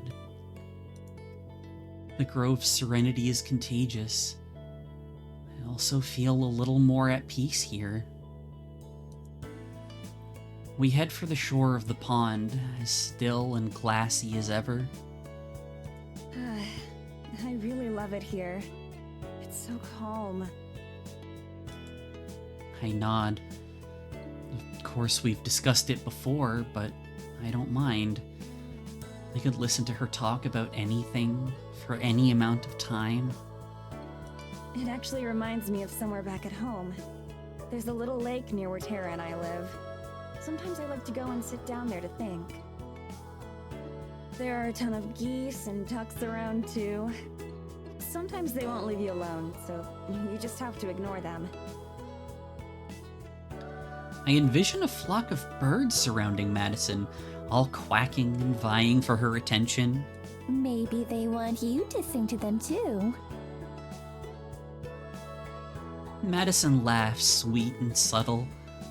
It's the most beautiful sound in the world. Nah, they just want food. It's really popular to go down and feed them. Moms do it with their kids a lot. But then the birds get so used to it that they think every human has frozen peas for them. They must be disappointed quite often then. Yeah. She trails off, looking wistful. I'm sure that she's thinking of home. I try not to ask her much about her life before I met her, because I know that the memories hurt. To my surprise, though, Madison clears her throat and continues talking.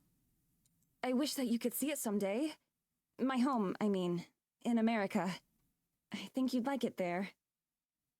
I'm sure that I would. I'd love to see any place that you care so much about. All of the buildings and the lights. I try to envision what that might be like, but it's futile. There's so much that I don't know, so many things that I haven't seen. Trying to imagine it is like trying to imagine a color that I've never seen before. No matter what she says, it's impossible to visualize. Even the memories I have of the few times I left Eisenfeld have long since faded. To me, the only world that exists now is the forest. I keep thinking, in your time, what would I have been like? Would I be the same person if I never fell in love with films? Films? Oh, it's like a play that you can watch anytime. They're really compelling. I see. Madison moves her arms a little, looking like she wants to say more, but eventually just shakes her head. She smiles a bit sadly. There are so many things like that. Films or events in history that are so normal to me, but that I keep forgetting you don't know about. So if I ever say anything that makes no sense at all, I can try to explain. There are a lot of things I've wondered about, it's true.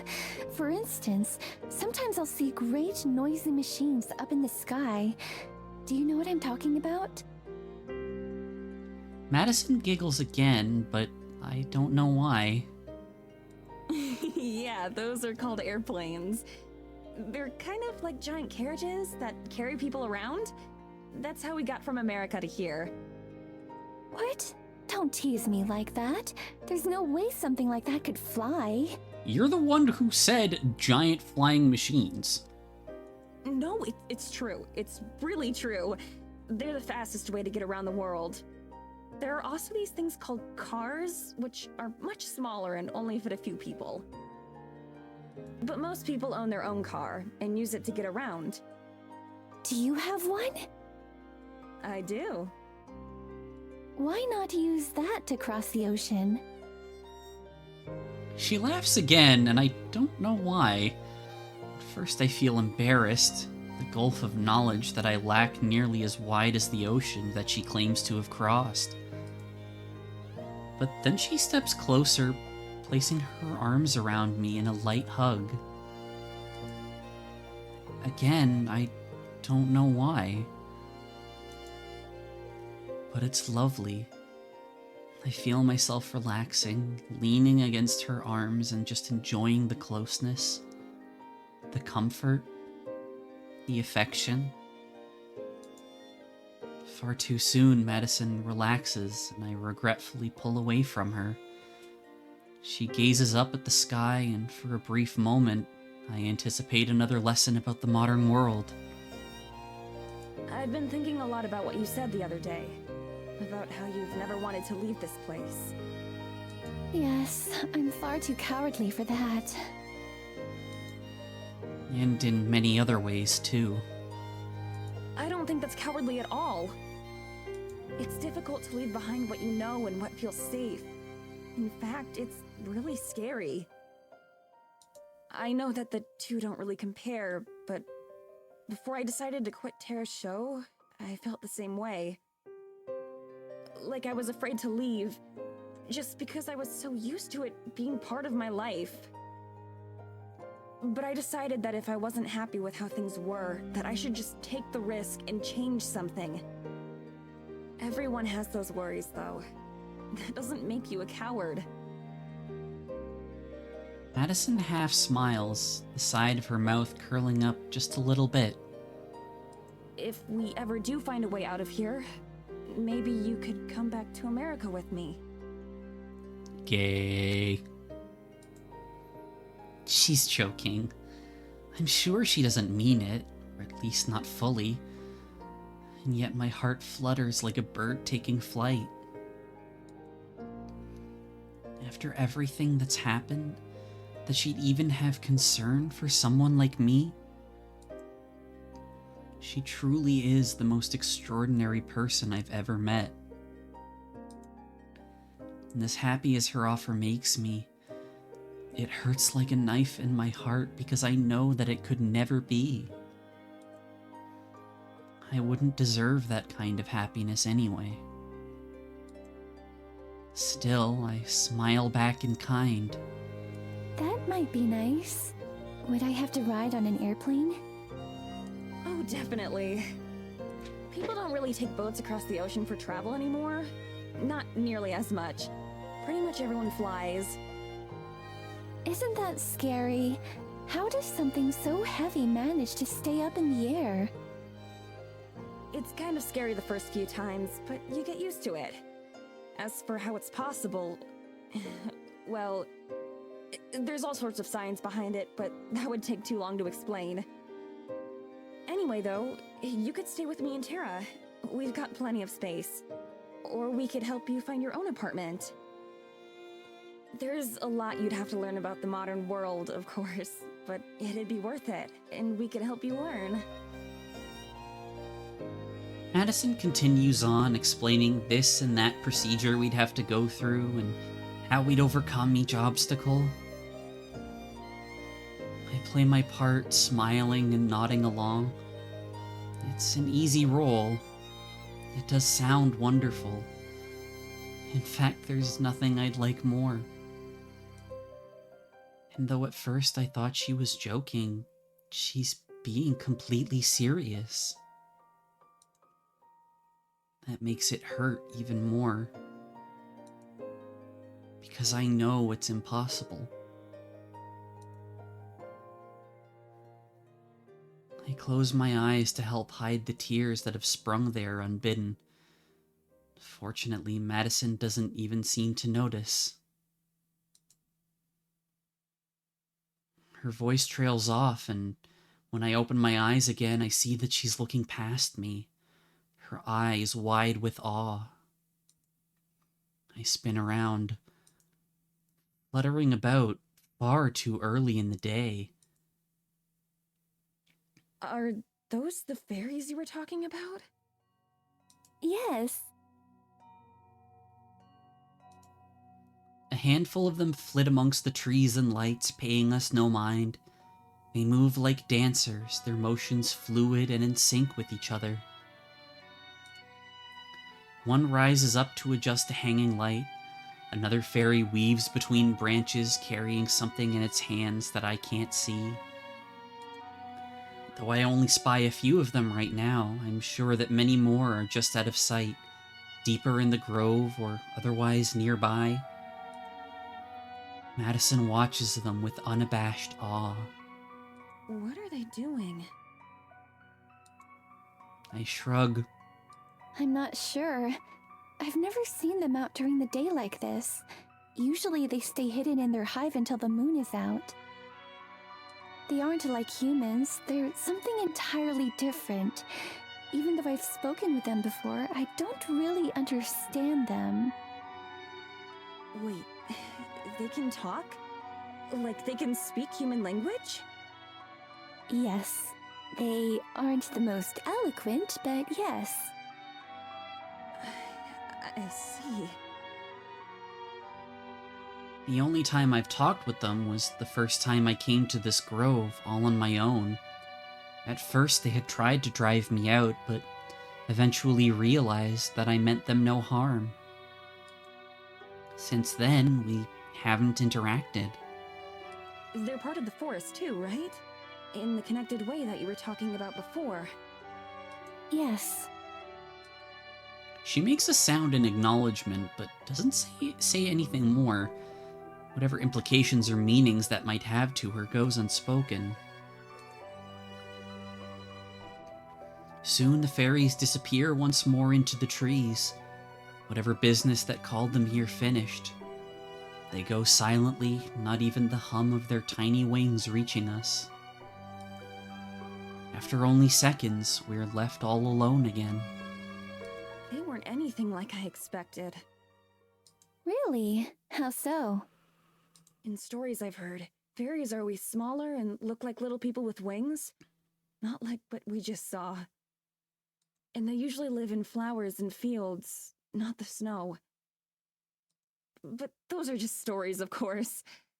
I keep having to remind myself that this is real life, and that real life doesn't care what happens in stories. Madison looks down at the pond. Gently, she places the tip of her foot into the water. Of course, the water remains still, like she isn't even there.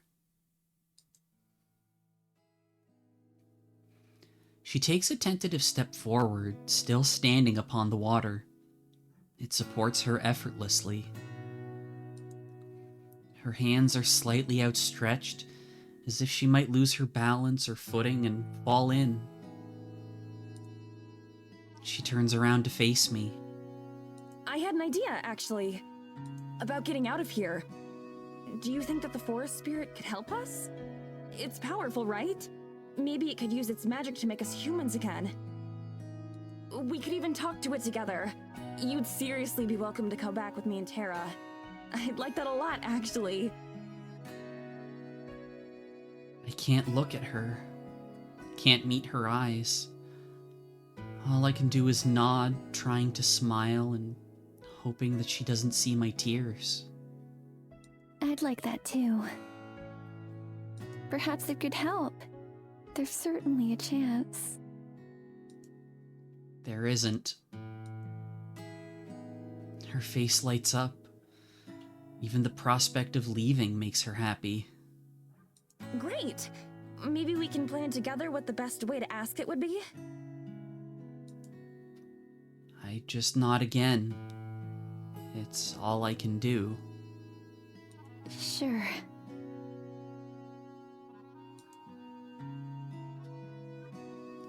I can't bring myself to tell her the truth. That no matter what she asks, what she says, there's no way the spirit can grant her wish.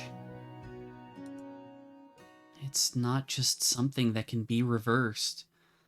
Her mortal form was destroyed by Evelyn just shortly after I saved her spirit. As far as the rest of the world is concerned, Madison Raines no longer exists. Neither the forest spirit nor I have the power to remake her. There's no escape.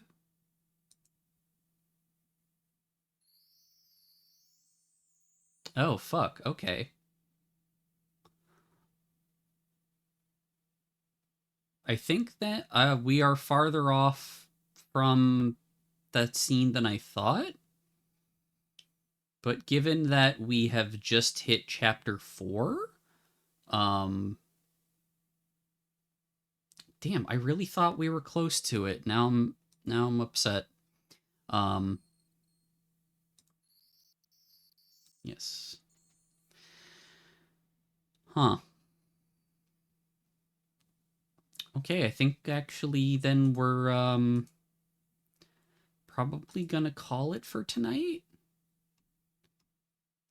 I'm a little annoyed because it's farther in than I thought it would be.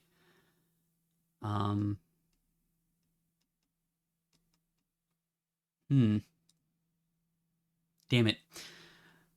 Ah, that means it's for next week, but we did get through Maddie's death, Tara's breakdown, which that was the part where last time I was like, I'm gonna leave you on a cliffhanger. Because I'm an asshole. But I actually also can't really afford to go any farther just on terms of time, because I have to get up early for an appointment tomorrow.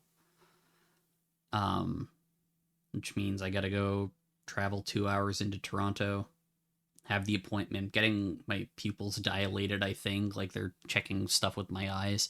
And then I have to make it home without being able to read anything. So that's going to be interesting. And then at the end of all that tomorrow, we still are going to have Friday Fantasy 14 with Tag, because at that point my vision should be fine again. And if it's not, then we'll figure something out. Yeah, big day, a lot of stuff tomorrow. But yeah, thank you everyone for coming out for our belated Women Wednesday. I'm happy that we got at least to this point in the story, and you know, you guys can start to see how important it really is for me. But yeah, I will see you guys tomorrow, same time, 8 p.m. EST. Until then, I hope you have a great rest of your night, and I'll catch you later.